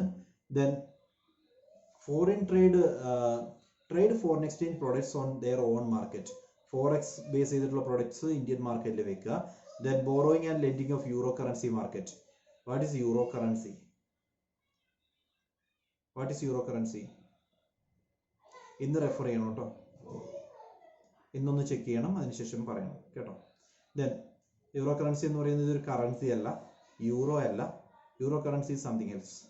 അത് മസ്റ്റ് ആയിട്ട് നോക്കിയിട്ട് പറയാം. Then participate in international loan syndicate, means പല രാജ്യങ്ങളും ചേർന്നുകൊണ്ട് പല ബാങ്കുകൾ ചേർന്നുകൊണ്ട് ഇന്റർനാഷണൽ ലോൺ സിൻഡിക്കേഷൻ ഉണ്ടെങ്കിൽ അതിന്റെ പാർട്ടാകുക എന്നുള്ളതും ഇന്റർനാഷണൽ ബാങ്കിന്റെ പാർട്ടായിട്ട് പറയാം. Then participate in underwriting of euro bonds in foreign bond issues. So പലതരത്തിലുള്ള ഫോറിൻ ബോണ്ട്സ്, ഫോറിൻ ഡിബഞ്ചേഴ്സ് പോലുള്ള കാര്യങ്ങൾ ഇഷ്യൂ ചെയ്യുമ്പോൾ അത് അണ്ടർറൈറ്റ് ചെയ്യുക, ഏറ്റെടുത്ത് ചെയ്യുക എന്നുള്ളത് ഓരോ കൺട്രിയുടെയും ബാങ്കുകളാണ് നോർമലി ചെയ്യുക. ഇത് ചെയ്യുന്നതും ഒരു ഇന്റർനാഷണൽ ബാങ്കിങ്ങിന് എക്സാമ്പിൾ ആണ്. Then provide consultancy and advice on hedging strategies. ഹെഡ്ജിങ്ങുമായി ബന്ധപ്പെട്ട് വേരിയസ് സ്ട്രാറ്റജീസ് അഡ്വൈസ് ചെയ്യുക, അതിന്റെ കൺസൾട്ടൻസി ആയിട്ട് ആക്ട് ചെയ്യുക, international cash management strategies services provide ചെയ്യുക, ഇതെല്ലാം ഇന്റർനാഷണൽ ബാങ്കിങ്ങുമായിട്ട് ബന്ധപ്പെട്ട് ഓർക്കുക. സോ ഇവിടെ നമുക്ക് വേണ്ടത് ഈ ടേംസ് ഒക്കെ എന്താണെന്ന് ജസ്റ്റ് ഒന്ന് അറിഞ്ഞാൽ മാത്രം മതി. ഡയറക്റ്റ് ആയിട്ടോ അല്ലെങ്കിൽ അതിനുള്ളിൽ നിന്നോ ചോദ്യങ്ങളൊന്നും വരാനില്ല, ജസ്റ്റ് ഒന്ന് ഓർക്കുക ഇന്റർനാഷണൽ ബാങ്കിങ്ങിന്റെ പാർട്ടാണിത് എന്ന് പറയാവുന്ന രീതി മാത്രം ഓർത്താൽ മതി. Then Basel framework. Basel framework എന്ന് പറയുന്നത് actually bank for international settlements ഓരോ വർഷവും കൂടുമ്പോൾ NPA കുറയ്ക്കാൻ വേണ്ടി, നോൺ പെർഫോമിംഗ് അസറ്റ്സ് കുറയ്ക്കാൻ വേണ്ടി ഉണ്ടാക്കിയിരിക്കുന്ന ഒരു ധാരണയാണ്. സൈൻ ചെയ്തത് ബേസൽ എന്ന് പറയുന്ന സ്ഥലത്ത് വെച്ചിട്ടാണ്, അതുകൊണ്ടാണ് ബേസൽ ഫ്രെയിംവർക്ക് എന്ന് അറിയുന്നത്. ഇപ്പോൾ നടക്കുന്നത് 2010 സൈൻ ചെയ്ത തേർഡ് ബേസൽ ഫ്രെയിംവർക്ക് ആണ്. തേർഡ് ബേസൽ ഫ്രെയിംവർക്ക്, ഇതിന്റെ പർപ്പസ് എന്താണെന്ന് ആലോചിക്കുക. പർപ്പസ് എന്ന് പറയുന്നത് ഇന്റർനാഷണൽ ലെവലിൽ തന്നെ, ഫസ്റ്റ് തിങ് ഇന്റർനാഷണൽ ലെവലിൽ തന്നെ ബാങ്കിങ് സെക്ടറിൽ റിഫോർമേഷൻ കൊണ്ടുവരിക, പുതിയ റിഫോംസ് ഇൻട്രൊഡ്യൂസ് ചെയ്യുക. ബൈ ദാറ്റ് ബാങ്കിങ്ങിൽ മൗൾഡ് ചെയ്തു വരുന്ന NPAയുടെ എണ്ണം കുറയ്ക്കുക, നോൺ പെർഫോമിംഗ് അസറ്റ്സിന്റെ അളവ് കുറയ്ക്കുക. ഇതൊക്കെയാണ് ബേസൽ ഫ്രെയിംവർക്ക് കൊണ്ട് ഉദ്ദേശിക്കുന്നത്. ഓക്കെ, സോ ബേസൽ ഫ്രെയിംവർക്കിൽ നിങ്ങൾ അറിയേണ്ടത് ഇതാണ്. ഇത് തേർഡ് ബേസൽ ഫ്രെയിംവർക്ക് ആണ്, ബേസൽ 3 എന്ന് പറയും. ബേസൽ 3ൽ 3 ബേസിക് പില്ലേഴ്സ് ആണുള്ളത്. ഇതൊക്കെ ജസ്റ്റ് ഒന്ന് വായിച്ചിരിക്കണം. 3 ബേസിക് പില്ലേഴ്സ് എന്ന് പറയുമ്പോൾ ഒന്നാമത്തെ pillar enhance minimum capital and liquidity requirements. Capital റിക്വയർമെന്റ്സും ലിക്വിഡിറ്റി റിക്വയർമെന്റ്സും വളരെ കുറയ്ക്കുക. ഓക്കെ, സോ മിനിമം ക്യാപിറ്റൽ റിക്വയർമെന്റിലേക്ക് മാറ്റുക. ഇതെല്ലാം അസറ്റ് മാനേജ്മെന്റും അതേപോലെ ബാങ്കിങ്ങിന്റെ സ്ട്രക്ചറൽ റീഫോർമേഷനുമായി ബന്ധപ്പെട്ട് ബേസൽ 3 2010 നടന്നപ്പോൾ 2015 തൊട്ട് 19 വരെയുള്ള ടൈം പീരീഡിൽ അക്വയർ ചെയ്യണം എന്ന് പറഞ്ഞ് മുന്നോട്ട് വച്ചിരിക്കുന്ന 3 ബേസിക് ടാർഗറ്റ്സ് ആണ്. ഓക്കെ, അതിലൊന്നാമത്തെയാണ് enhance minimum capital and liquidity requirements. Minimum capital and liquidity requirement എല്ലാ ബാങ്കുകൾക്കും ഉണ്ടായിരിക്കണം. രണ്ടാമതായിട്ട് enhance supervisory review process for firm-wide risk management and capital planning. Supervisory review process കമ്പനിയുടെ അല്ലെങ്കിൽ നമ്മുടെ ബാങ്കിങ് കമ്പനിയുടെ റിസ്ക് മാനേജ്മെന്റും അതേപോലെ ക്യാപിറ്റൽ പ്ലാനിങ്ങുമായി ബന്ധപ്പെട്ട് നല്ല രീതിയിലുള്ള സൂപ്പർവൈസറി വർക്ക്സ് നടക്കണം. ആൻഡ് ഫൈനലി തേർഡ് പില്ലർ എന്ന് പറയുന്നത് enhance risk disclosure and market discipline. Risk disclosure, എത്രമാത്രം റിസ്ക് ഏറ്റെടുത്തിട്ടുണ്ടെന്ന് കൃത്യമായിട്ട് അറിയിക്കുക, അതേപോലെ മാർക്കറ്റ് ഡിസിപ്ലിൻ എൻഷുർ ചെയ്യുക. ഇതെല്ലാം ബേസൽ 3യുടെ ബേസിക് ആയിട്ടുള്ള 3 അജണ്ടയാണ്. ഈ 3 പില്ലേഴ്സ് മാത്രം മനസ്സിലാക്കിയിരുന്നാൽ മതി. വേറെ ഒന്നും ബേസൽ 3യുമായി ബന്ധപ്പെട്ട് ഓർക്കേണ്ട. ബേസൽ 3 എന്ന് പറയുന്നത് ബാങ്കിങ് സെക്ടറുമായി ബന്ധപ്പെട്ട റെഗുലേഷൻസ് ആണ്, അല്ലെങ്കിൽ ബാങ്കിങ് സെക്ടറിന്റെ ഒരു റിഫോർമേഷന് വേണ്ടി ക്രിയേറ്റ് ചെയ്തിരിക്കുന്ന ഫ്രെയിംവർക്ക് ആണ് എന്നോർത്തേക്കുക. ബേസൽ 1, ബേസൽ 2 എന്ന് പറയുന്നത് ബേസൽ 3യുടെ മുമ്പുണ്ടായിരുന്ന റൂൾസ് ആയിരുന്നു. ഇപ്പോൾ നടക്കുന്നത് ബേസൽ 3 ആണ്.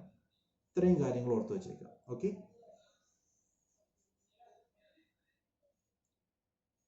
then next topic is e-banking. E-banking എന്ന് പറയുമ്പോൾ മോഡേണൈസ്ഡ് ബാങ്കിങ് ടെക്നോളജിയാണ്. കമ്പ്യൂട്ടേഴ്സിന്റെയും ഇലക്ട്രോണിക് ഡിവൈസസിന്റെയും സഹായത്തോടുകൂടി നമ്മൾ ഇന്റർനെറ്റിന്റെ സഹായത്തോടുകൂടി ബാങ്കിങ് ഫെസിലിറ്റി നടത്തുന്നതിനെയാണ് ഈ ബാങ്കിങ് എന്ന് പറയുന്നത്. സോ ഒരു ബ്രിക്ക് ആൻഡ് മോട്ടർ ഇൻസ്റ്റിറ്റ്യൂഷൻ എന്നുള്ള രീതിയിൽ നിന്നും ഇപ്പോൾ ബാങ്ക്സ് ഒരു ഡിജിറ്റൽ പ്ലാറ്റ്ഫോമിലേക്ക് മാറി. ഡിജിറ്റൽ പ്ലാറ്റ്ഫോമിൽ ഇരുന്നുകൊണ്ട് കാര്യങ്ങളെല്ലാം നമുക്ക് ബാങ്കിങ് ബിസിനസ്സുകളെല്ലാം ചെയ്യാൻ സാധിക്കും. അത്തരത്തിലുള്ള ഒരു ആക്ടിവിറ്റിയാണ് നമ്മൾ ഈ ബാങ്കിങ് എന്ന് പറയുന്നത്. സോ ഈ ബാങ്കിങ്ങിനെ പറ്റി കൂടുതൽ കാര്യങ്ങൾ നമുക്കറിയാം, അതുകൊണ്ട് ഞാൻ ഡീറ്റെയിലിങ്ങിലേക്ക് പോകുന്നില്ല. ഫ്ലെക്സിബിലിറ്റി എൻഷുർ ചെയ്യാൻ സാധിക്കും, കോസ്റ്റ് കുറയ്ക്കാൻ സാധിക്കും, കൺവീനിയൻസ് കൂട്ടാൻ സാധിക്കും. ഇതെല്ലാം ഈ ബാങ്കിങ്ങിന്റെ അഡ്വാൻറ്റേജസ് ആണ്. സോ ഈ ബാങ്കിങ് ഫെസിലിറ്റീസിനകത്ത് നമുക്ക് പെടുത്താവുന്നതാണ് credit card, debit card, ATM, electronic cheque, EFT, ഇതെല്ലാം ഈ ബാങ്കിങ് ഫെസിലിറ്റിയുടെ പാർട്ടായിട്ട് നമുക്ക് പറയാം. EDI means electronic data interchange. ഓർത്തേക്കണം, ഫുൾ ഫോം ചോദിച്ചിട്ടുണ്ട് മുമ്പ്. Electronic data interchange. Then benefits for e-banking that we already said, right? Anytime banking ആണ്, 24 hours, convenience വരുന്നുണ്ട്, cost of banking minimize ചെയ്യാൻ helpful ആണ്. Then cash withdrawal from any branch, any ATM, online purchase, core banking ഒക്കെ വന്നുകൊണ്ട് എവിടെ നിന്ന് വേണമെങ്കിലും നമുക്ക് ഫെസിലിറ്റീസ് അക്യൂർ ചെയ്യാൻ സാധിക്കും. സോ ഇത്രയും കാര്യങ്ങളാണ് നമ്മൾ ഇന്നത്തെ ലെക്ചറിൽ ഉൾപ്പെടുത്തുന്നത്. എന്തെങ്കിലും ഡൗട്ട്സ് ഉണ്ടോ?